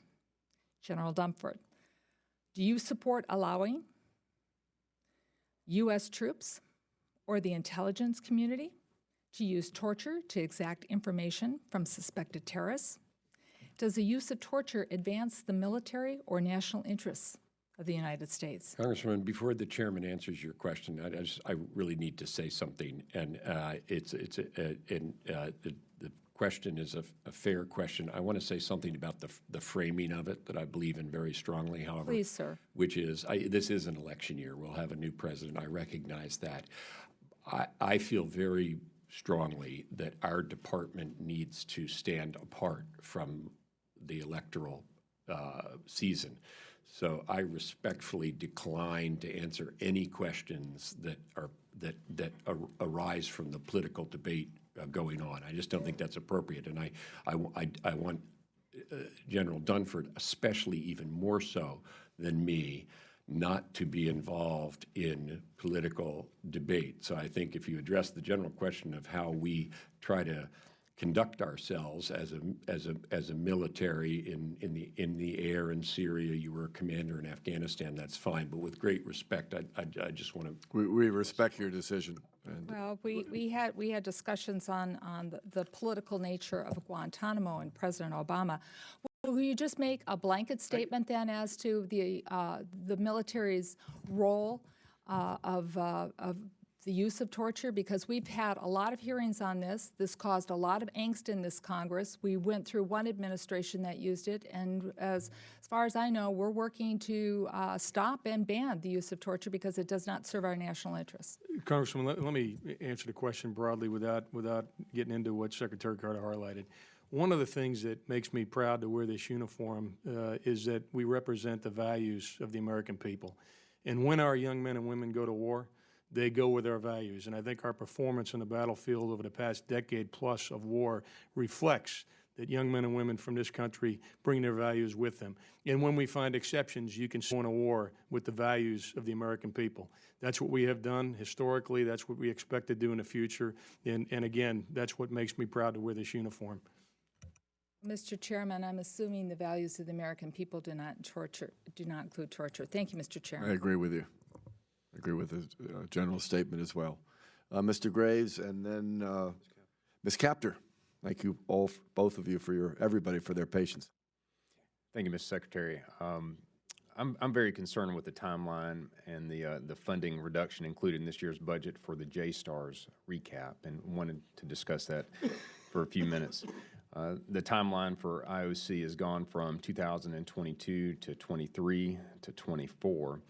And as a result, the existing JSTARS fleet's life cycle costs are just going to go through the roof. Every year, the Air Force defers recapitalization. They are missing out on $100 million or more, require waivers and additional sales. This will likely lead to a lengthy capabilities gap, depriving warfighters the GMTI and battle management. And recently, half the fleet was in depot maintenance. This all but ensures that there will be a huge capability gap in the 2020 timeframe before replacement aircraft would even be ready right now. So now we're being told that there is need for more tech maturation. This is completely at odds with the plan that we've heard from the Air Force over the last 4 years. They've repeatedly said that the recap will involve mature technology, and that the recap will be an integration effort. Can you just help us understand and maybe explain why this year's budget includes additional delays, which result in additional expenses and some gaps in capability? I can. I'll describe the acquisition strategy. First of all, you're absolutely right. The Air Force does have a continuing requirement for ground moving target indicator, GMTI, radars of the kind JSTARS is. JSTARS is a fleet of 16 707-based aircraft now. They've been around for a long time. And they have to be recapitalized because we need that capability. And you don't need as big physically a radar anymore. Radars have gotten smaller. We flew a bunch of them and General Dunford Afghanistan, and we've flown them elsewhere. And so the Air Force is committed, and our budget does lay in the funds for a JSTARS recap. They have not chosen, they want to do a competitive source selection for that, both for the radar and the integration with the airframe. So they haven't picked a winner of that yet. They have announced that competition for a JSTARS replacement, and have put in money. I think it's somewhere between $2 and $3 billion in this 5-year defense plan to begin the recapitalization. So that's the acquisition strategy. We can get you more detail on that, but I think the thing I can say as Secretary of Defense is we're committed to that capability. We have to recapitalize the JSTARS because, as you note, it's an airframe now that's decades old, and we just can't keep flying it. We need the capability. Well, thank you, Mr. Secretary, and you're absolutely right. It's a very old platform, but a very needed platform today. And my understanding in some of the briefings I've been in is that in not too distant time from now, half of the fleet will be at its full life cycle, 100% plus of its life cycle. And Mr. Secretary, General Dunford, thank you for your service to our country. I'll ask my questions quickly, and you can use the time remaining to answer them if you could, please. First of all, and the 4 topics will be Russian propaganda, ISIL's growth, the state partnership program, and survivor benefits. On Russian propaganda, I read, General Dunford, your statement in the testimony, the Russian military presents the greatest challenge to U.S. interests. I agree. I want to express my own deep concern about Russia's well-funded and organized propaganda war in Ukraine, the Baltics, Europe, and even here in the West. And I observe the West's approach to confront that force of hybrid warfare is fragmented and underfunded.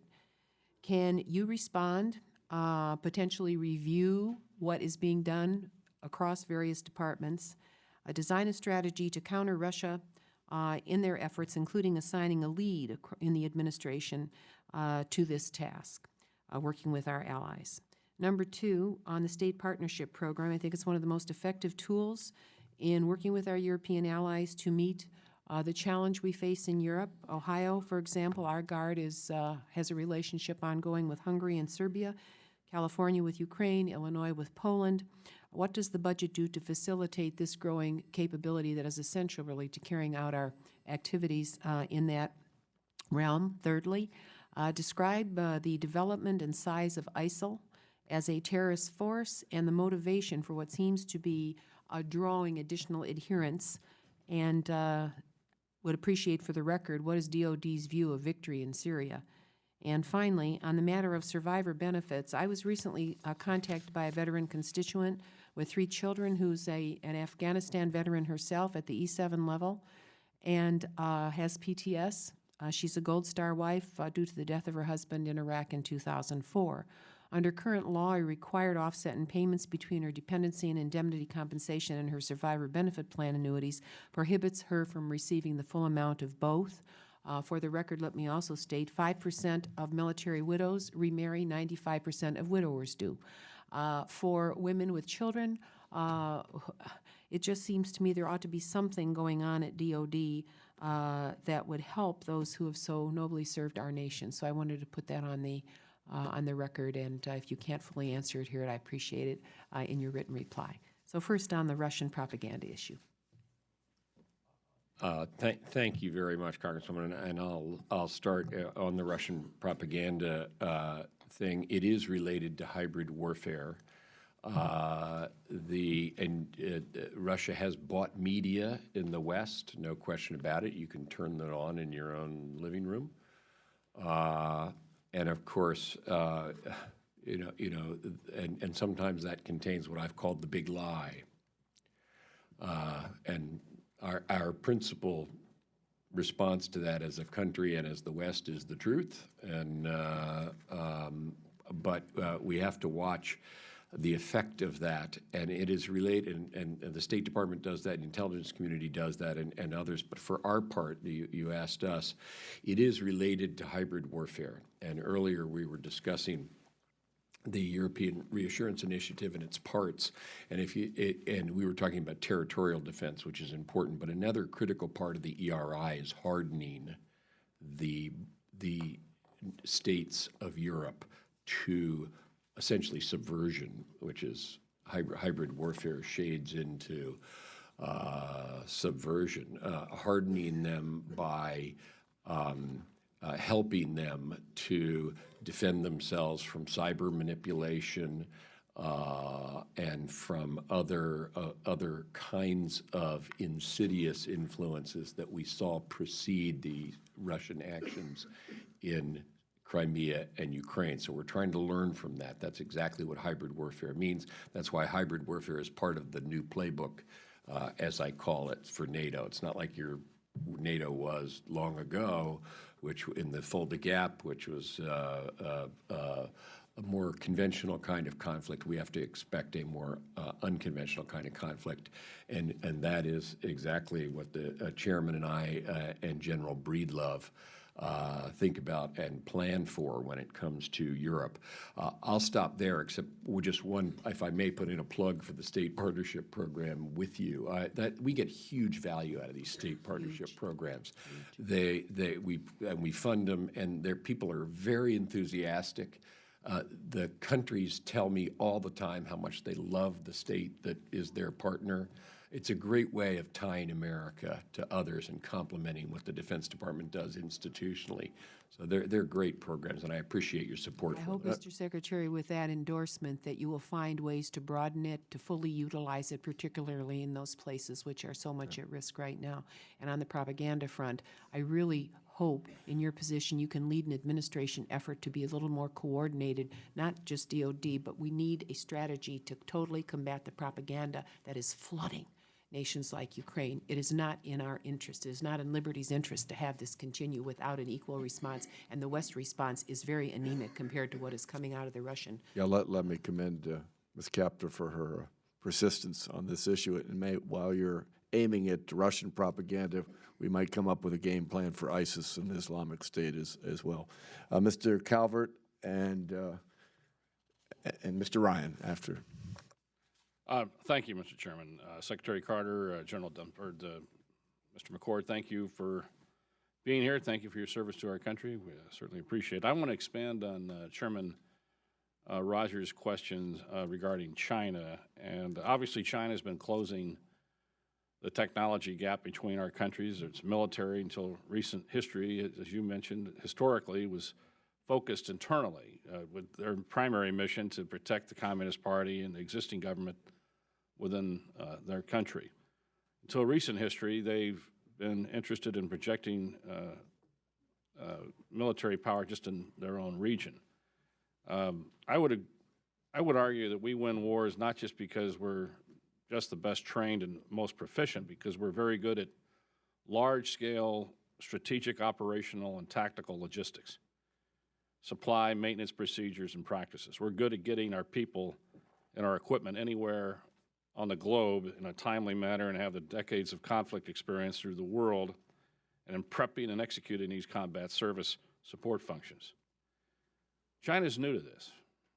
China is new to power projection. I question their ability to conduct these functions effectively in fighting the conflict beyond their shores. You can have the largest military in the world, but if you can't feed or supply them after 3 days, they become worthless.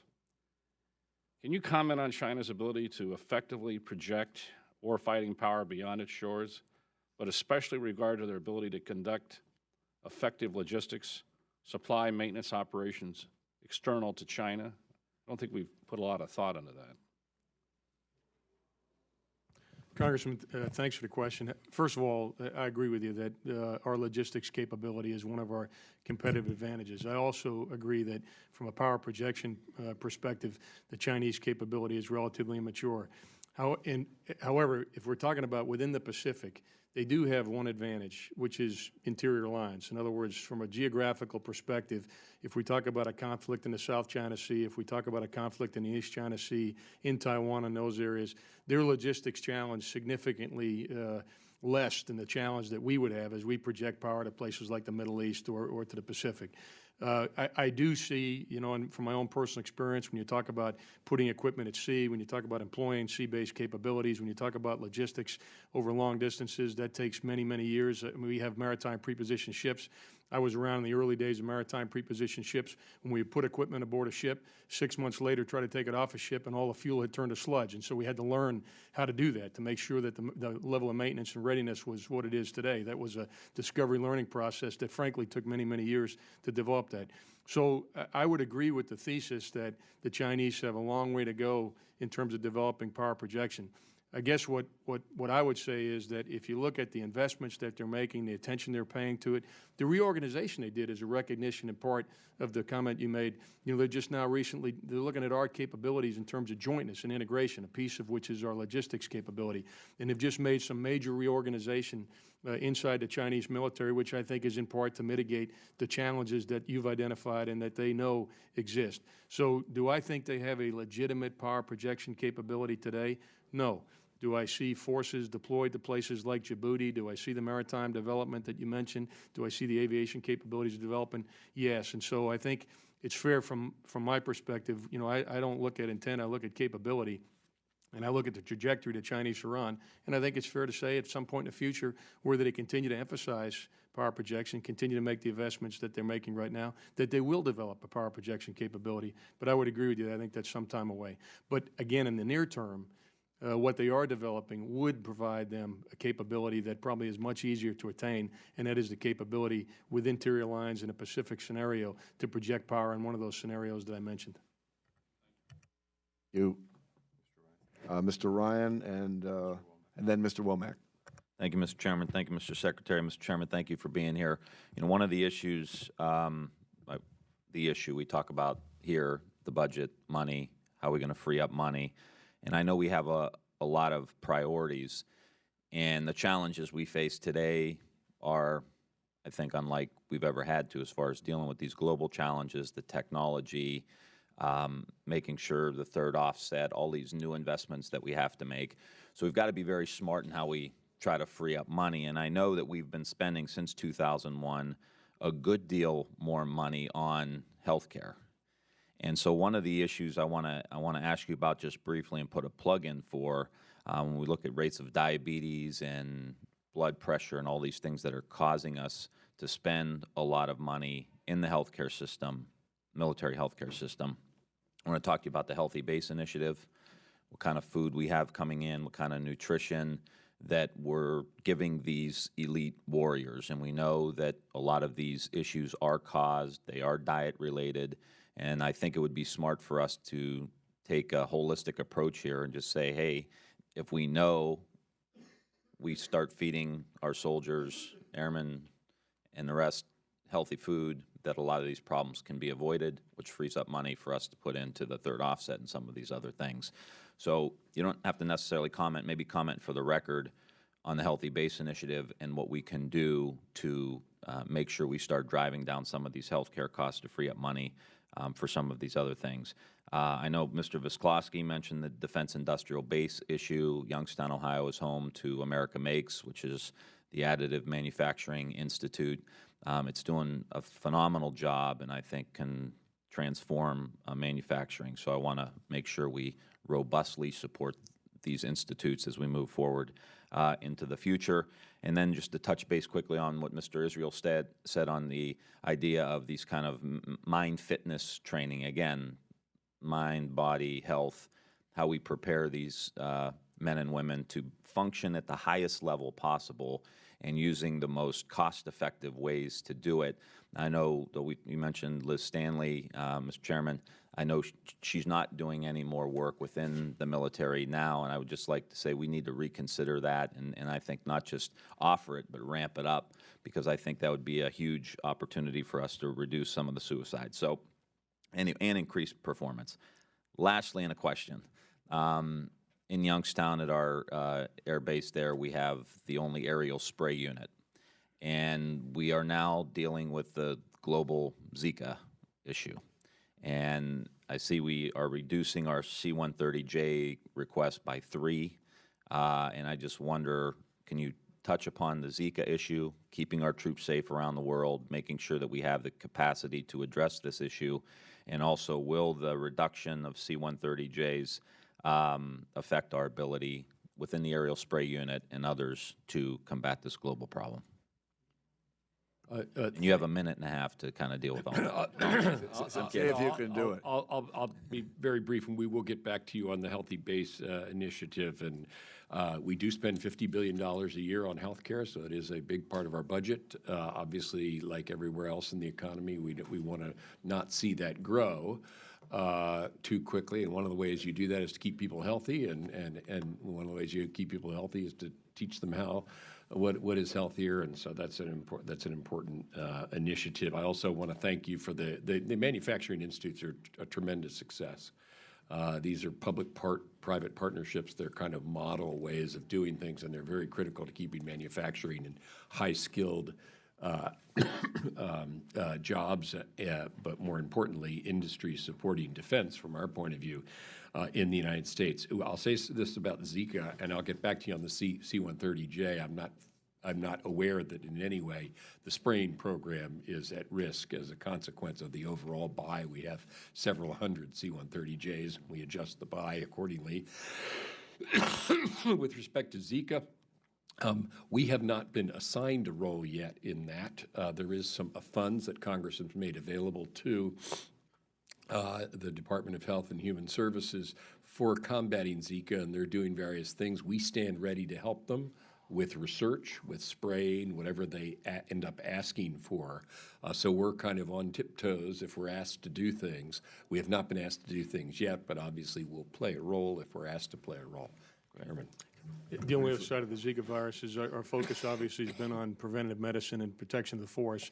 And our commanders have all identified individuals, for example, that are at high risk, pregnant women in South America and those kinds of things, and afforded them the opportunity to leave the area where they're at risk for the Zika virus. So right now what we're doing is just making sure that our force, wherever they're deployed, particularly in those areas where the Zika virus is present, are taking all the measures to make sure we have a healthy force. And I would say of the things that we do, Congressman, you know, our medical professionals are very experienced and very good in preventive health in the areas, something like this. They're very good at making sure that we're proactive in keeping the force healthy and ready. Thank you. Thank you very much. Committee, of course, would like to commend the department for the good work they did addressing the Ebola. I mean, your command and control of that was very important moving towards its eradication. Mr. Womack. Thank you, Mr. Thank you for your patience. Thank you, Mr. Secretary. General Dunford, always great to see you. Mr. Secretary, I'm a big picture guy, and obviously it's obvious with your third offset strategy, you're a big picture guy. I truly appreciate that. There's another big picture view that is stark reality, and everybody on this dais knows it. We talk about it a lot, and that's the trajectory of the federal budget and the squeeze that is happening as a result of the growth in the mandatory programs and the fewer and fewer dollars there seem to be for discretionary programs, including the defense of our country. It's alarming to me, and we don't have an answer for that. That said, as a result of sequestration and the Budget Control Act, we have lost a lot of what I believe is readiness capability because of a very difficult, constrained resource environment. And it looks like that we're going to be trying to buy back some of that readiness now and deferring some of our other obligations to the future, which this Congress is pretty good at. I hate to see the Department of Defense having to do the same, but that's the reality of the constrained resource environment that we happen to be in. So I'm just going to throw that out on the table as a concern from this member of Congress and ask you to comment and give us the reality of what's happening in the Pentagon and how we are having to push a lot of very vital procurement needs to the future to be able to buy back some of this readiness that has been lost to date.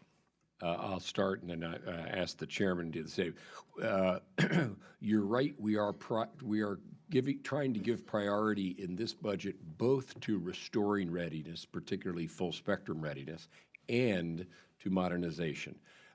We have to balance those two, no question about it. We're trying to find the money for those two priorities elsewhere in the budget, and that's why, as I said, the shape of our budget is so different this year and how we're trying to turn a strategic corner. With respect to readiness, each of the services is somewhat different, but they're all trying to get back to full spectrum readiness. We are funding their return to full spectrum readiness.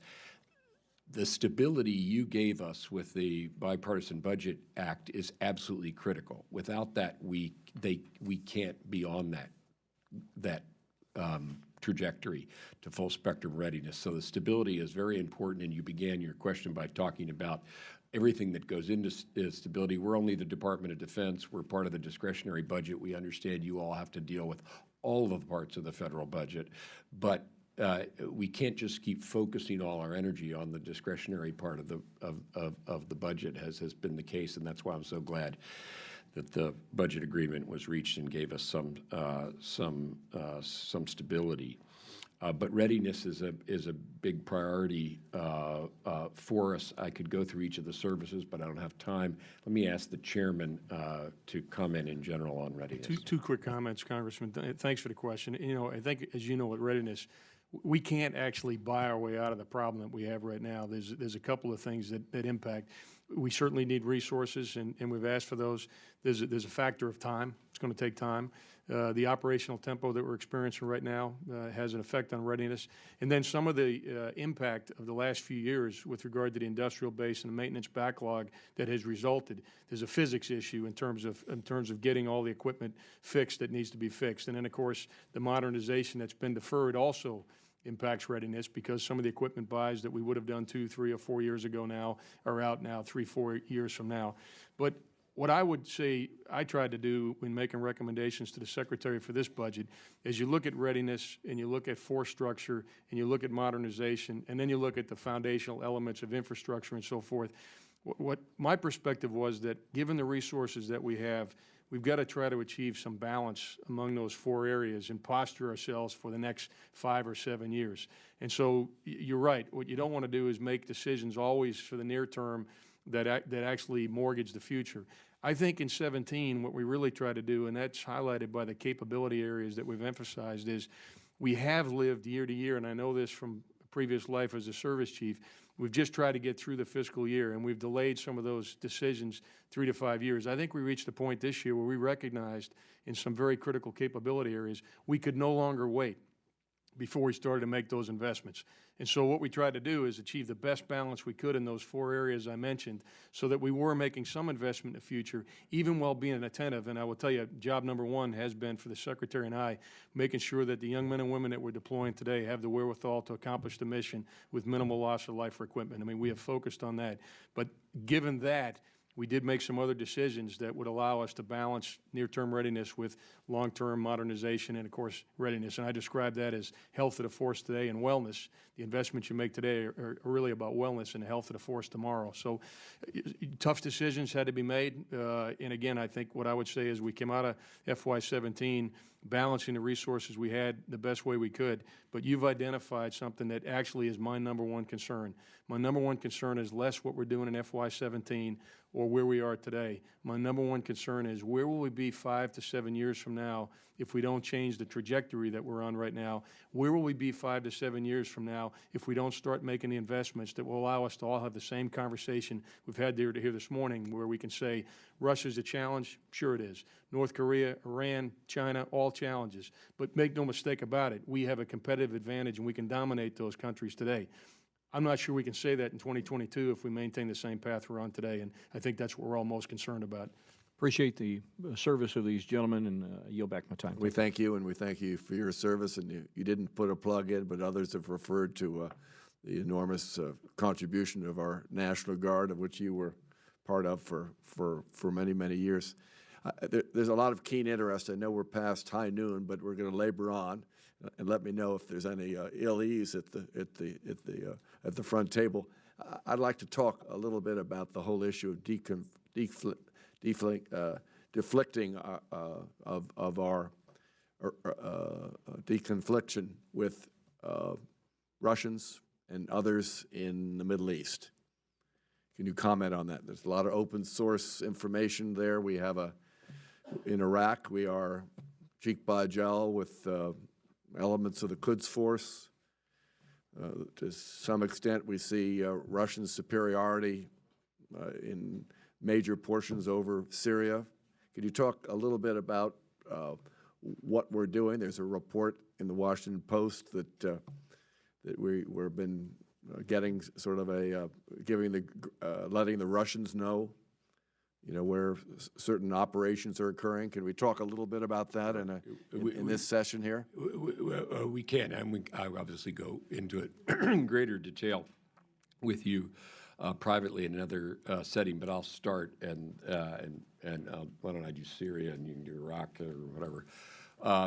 In terms of the Russians in Syria, we have a memorandum of understanding with them that is, and the word is accurate and precise, to deconflict our war on ISIL from what the Russians are doing, which unfortunately is something quite different, which is supporting Assad in the civil war, which is not what they said they were going to do.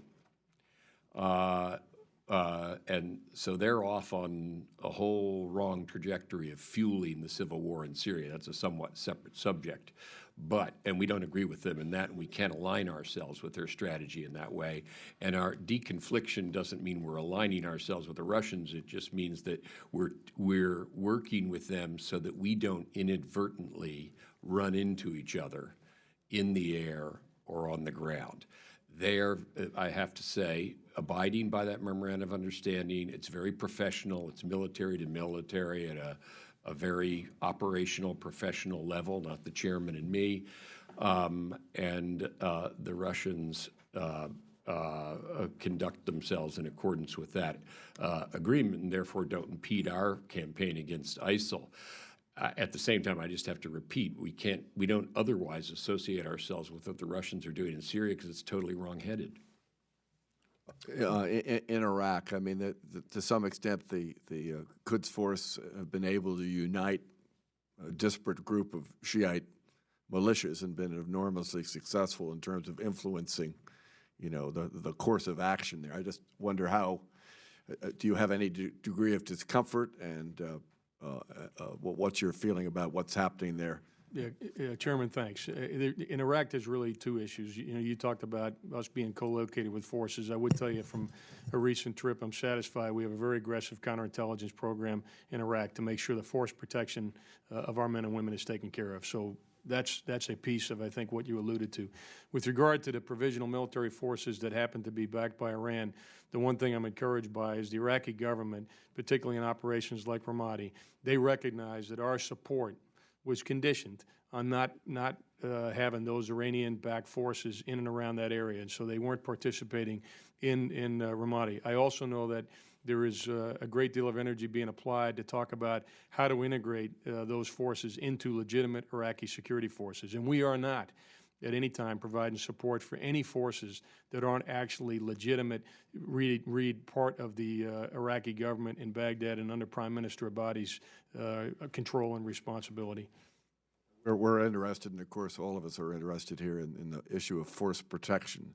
And just because at this point in time, people that are, should we say, cheek by jowl with us are, quote, leaving us alone, one has to assume that they themselves are doing what we're doing. Chairman, I can tell you, just to make sure it's clear, we are concerned about that. We are watching that very closely, and I wouldn't suggest to you for a minute that we're complacent about it, and I know our commanders on the ground aren't complacent about it either. And we have a significant amount of resources dedicated to make sure that we can recognize the changes and take appropriate action in anticipation of those changes. It's good to have that public reassurance. On the issues of rule of engagement, one of the benefits of congressional travel is that we often separate ourselves from general officers to talk with the men and women who do remarkable things. And I followed a little bit of the lead of my predecessor, getting out to Bethesda, Walter Reed, and from time to time I run into situations where remarkable people who've done courageous things have been injured. And it bothers me when I hear that they didn't get the air support that they needed. As you've pointed out, maybe the Afghans are ready for prime time, but I do hear more than anecdotal information that some of those forces don't fight at night, and as a result, some of our men have been put in compromising positions. I'd like to, and it sort of hinges on what in my introductory remarks, which are not political, is that there is a feeling out there, and I think this is shared by a lot of members of Congress, that there's somehow forces of higher up, and I understand the chain of command, that people have to check with a variety of different people before they, should we say, look after the mission that they are involved in. Could you comment a little bit about that and give, again, a level of reassurance here, to think that somebody would be sort of checking on you and the remarkable people who are in positions of command and second-guessing you? Assure me that that's not happening. Chairman, I can. Let me try to explain it. First of all, I wouldn't understate the concerns of the folks that you've talked to at Bethesda, Walter Reed, or talked in the field. I've talked to them too, and sometimes they have confusion, they have questions, and believe it or not, even though I am a general, they bring it up to me as well. And that's the one nice thing about our force today, is they don't hesitate to unload on you. If you ask them, if you make yourself available for questions, you got to be prepared to answer them, because they're gonna ask them. But I would distinguish, rules of engagement kind of has become a catch-all phrase for a whole wide range of activities that take place in the battlefield. I can assure you of this: when it comes to the right of self-protection, there's nothing that limits a soldier, sailor, airman, or Marine from taking appropriate action if they're threatened. There's no question about that. That's the fundamentals of rules of engagement. What you're really referring to, though, is when, where, and how we employ combined arms on the battlefield. And so I would tell you there are times when those decisions are made at a more senior level. And frankly, I made them at a senior level on occasion, because there are strategic implications sometimes with regard to civilian casualties and so forth. Collateral damage. Collateral damage, and so that sometimes has to be managed. So we have various levels of authorities that are associated with the numbers of civilian casualties and the amount of collateral damage that may take place in a certain operation. And that is sometimes elevated to the general officer level. And my experience is that, again, when it comes to soldiers, sailors, airmen, Marines taking action that involves their right of force protection, they can crush a handset, so to speak, and call in combined arms and do what must be done. When it comes to conducting a deliberate strike that may have strategic implications, we do, and we will make those decisions at a level where risk can be managed appropriately to make sure that what appears to be tactical actions with strategic consequences, the decision-making is being made at the right level. In my case, it was managing a very difficult relationship with the governor of Afghanistan. In some cases, our very presence and ability to conduct counterterrorism operations was being managed as a result of these strikes. And so from the troops' eyes, I don't understate for a second their concerns, and I try to explain to them, just like I've tried to explain to you, look, it isn't we don't trust you. It's you can't necessarily see. Everyone looks through a soda straw in combat, and everybody's soda straw is slightly different. And frankly, when you sit there as a commander, your soda straw is a little wider than a squad leader or a platoon commander. And again, when it comes to them doing what needs to be done to take care of themselves or their unit, it's completely decentralized. When it comes to manage broader strategic relationships, yes, sometimes we make decisions at a level that the troops, the lieutenants, the captains would prefer to make those decisions themselves. And those of us that have become more senior feel like sometimes we ought to make those decisions, and there's a balance. I'm glad to hear it, because I do think as our footprint shrinks and there's that certain inevitability that force protection, we have every soldier and whoever's representing our government, deserves that assurance. And I just want to make sure that you've made it quite clear that that is the case. Mr. Visklowski. Hey, Mr. Chairman, if I could return to the European Reassurance Initiative, which is contained in OCO, and we've had a number of interchanges as to the difficulty in planning year to year.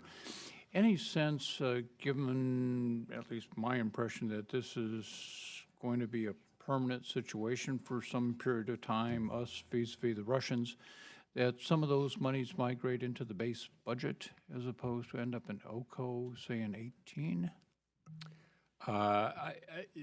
The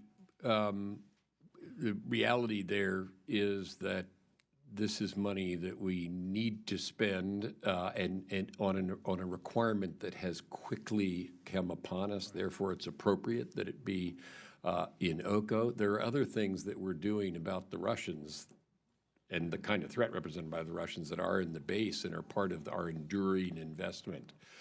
So there's a mix here, and I think that if the question is, are we going to be doing more about the general kind of threat represented by Russia and China in the base budget in the future, you see that in FY17 already, and I think you'll see it in the out years, assuming that what the chairman said is our biggest risk here, strategic risk, which is a collapse of budget agreement and a reversion to the Budget Control Act, which is what he was referring to early. That's the biggest risk to everything we're trying to do, ERI and everything else.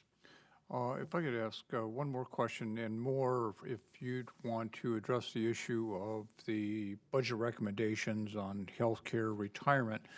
I've mentioned in the past, I think Congress has a huge burden to bear and blame. Not that the administration is always right in these, but something has to be done. Mr. Womack mentioned mandatory. I mentioned mandatory on the civilian side. You suffer from the same problem. What's, if you would, from the administration's perspective, your justification of doing this from a budgetary standpoint? The general had talked about his concern 6-7 years out. We have made proposals, and the department continues to ask for your support, and we haven't always gotten the support, not necessarily of this committee, but of Congress, for what we regard as reasonable steps to make our provision of health care more efficient and to cap the rise in the growth of health care costs. We try to do that in a way that's doesn't compromise the quality of care, doesn't restrict the number of people receiving care, but I'll give you some examples of that, and then perhaps the chairman will comment on it as well. Medical treatment facilities, using them more efficiently. The issue of co-pays, I know, has come up in past years, and that's really, these are very small co-pays we ask for, and their basic purpose is to make people ask themselves, do I really need to go to an emergency room for this, or could I take a different route? If they need to go to emergency, we want them to go. This is just a little signal in that regard. And we try to allocate these efforts across the population so that we protect the parts of our military family, active duty and retired, who have the greatest needs and have the fewest alternatives.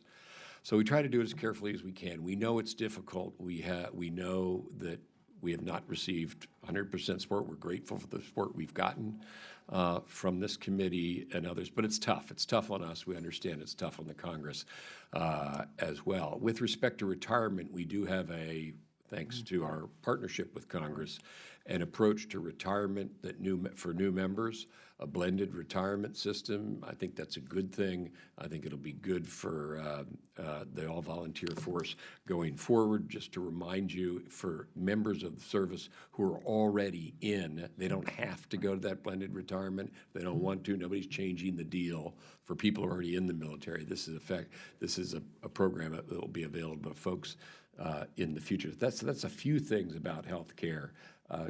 Perhaps Chairman would like to add some. Congressman, maybe just to put it in perspective from where I sit, sometimes we look at health care and compensation as separate from training and equipping. To me, it's all about taking care of people. It's all about our number one responsibility, which is to bring our young people home alive and give them the wherewithal to accomplish the mission, and then keeping faith with them. So there's a balance. I can just share with you, why we're so focused on these areas now. As a service chief in the Marine Corps, they have a little bit different dynamic. I think in the department as a whole, we spend some 55%, close to 60% if we keep going on people. In the Marine Corps, we spend close to 70% on people. So as in healthcare, I think has gone from 4% of the budget to some 9% of the budget, if I'm not mistaken. So as I started to, as a service chief, look at trajectory of the cost of people, I realized, look, there's absolutely no way that I can make sure these folks are properly trained and equipped as well as paid, compensated. And so I think there's a balance that has to be achieved. And so I think these initiatives are, in fact, designed, number one, to provide better programs to recruit and retain high-quality people, but also to start to control the cost and still be able to take care of people. And when I explain this to families, they actually get it. When I talk to spouses even, I say, look, here's the reason why we tried to control the cost of personnel over the last couple of years. We used to spend, and this was, again, a service perspective, we used to spend 12% on modernization. Now I'm down close to 8% on modernization. At the end of the day, you may be well paid, you may live in a good house, you may have good medical care, but we may not have the wherewithal to provide you with the best training and equipment. And the spouses uniformly will look at me and say, hey, you better not compromise on the equipment and the training you provide, to my loved ones. So to me, this is a question. I look at compensation holistically. It's just not those two things you mentioned, but it's the entire package that ensures we have the most well-trained, the most well-equipped, and the most well-incentivized force that we can possibly have. And so I appreciate the latitude that we've had to try to make some of these decisions, because the desired end state I think we all share. Yeah. We share high-quality people that are recruited and retained and frankly, in the right skill sets and so forth. And we also share the end state of making sure that when we ask them to do something, we give them the wherewithal to properly do it. Appreciate it. Thank you, Mr. Skoski. Mr. Womack. Yeah, one real quick follow-up. Back to ERI for just a moment, the rotational brigades, and kind of a plug for the reserve component, since my chairman brought that up just a minute ago. Rotational brigades, I think, ideal for reserve component formations. It does a lot of things. Won't go into all those here. State partnership programs, particularly with host nation support, the relationships that are forged there become combat multipliers for us if necessary. So I just put in a plug for that.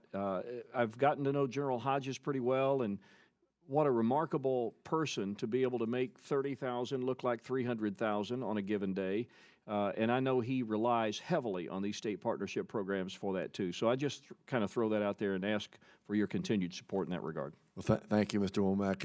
And I know the two gentlemen that have done most of the speaking today also rely on Secretary Michael McCord. And while you didn't say anything, may I commend you and thank you for the close working relationship you've had with our staff and other committee members. There's never been a time when we've requested information that we haven't gotten the facts that we needed to do the job.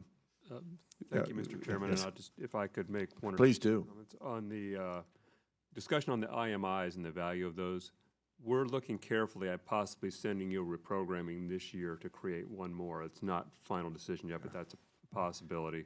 You could be sure we take a look at all of the reprogrammings that you send Absolutely, Mr. and Chairman. ask for a full justification. Yes, Mr. And Visconski. I've been remiss as a Notre Dame grad for also congratulating the comptroller on defeating Notre Dame. And then the next day, your women's team beat the Maryland women's basketball team. It just rolls on forever. I was not going to bring up the basketball, Mr. Chairman. And that's why I respect you. Thank you so much. And I thank you for thanking Undersecretary McCord. He's terrific, and we very much benefit, and I'm delighted to hear that he works so well. Mr. Secretary General Dunford, Mr. McCord, on behalf of the remarkable men and women you represent, please extend our thanks and gratefulness for their dedication and service, all volunteers, and as I said at the beginning, the best of America.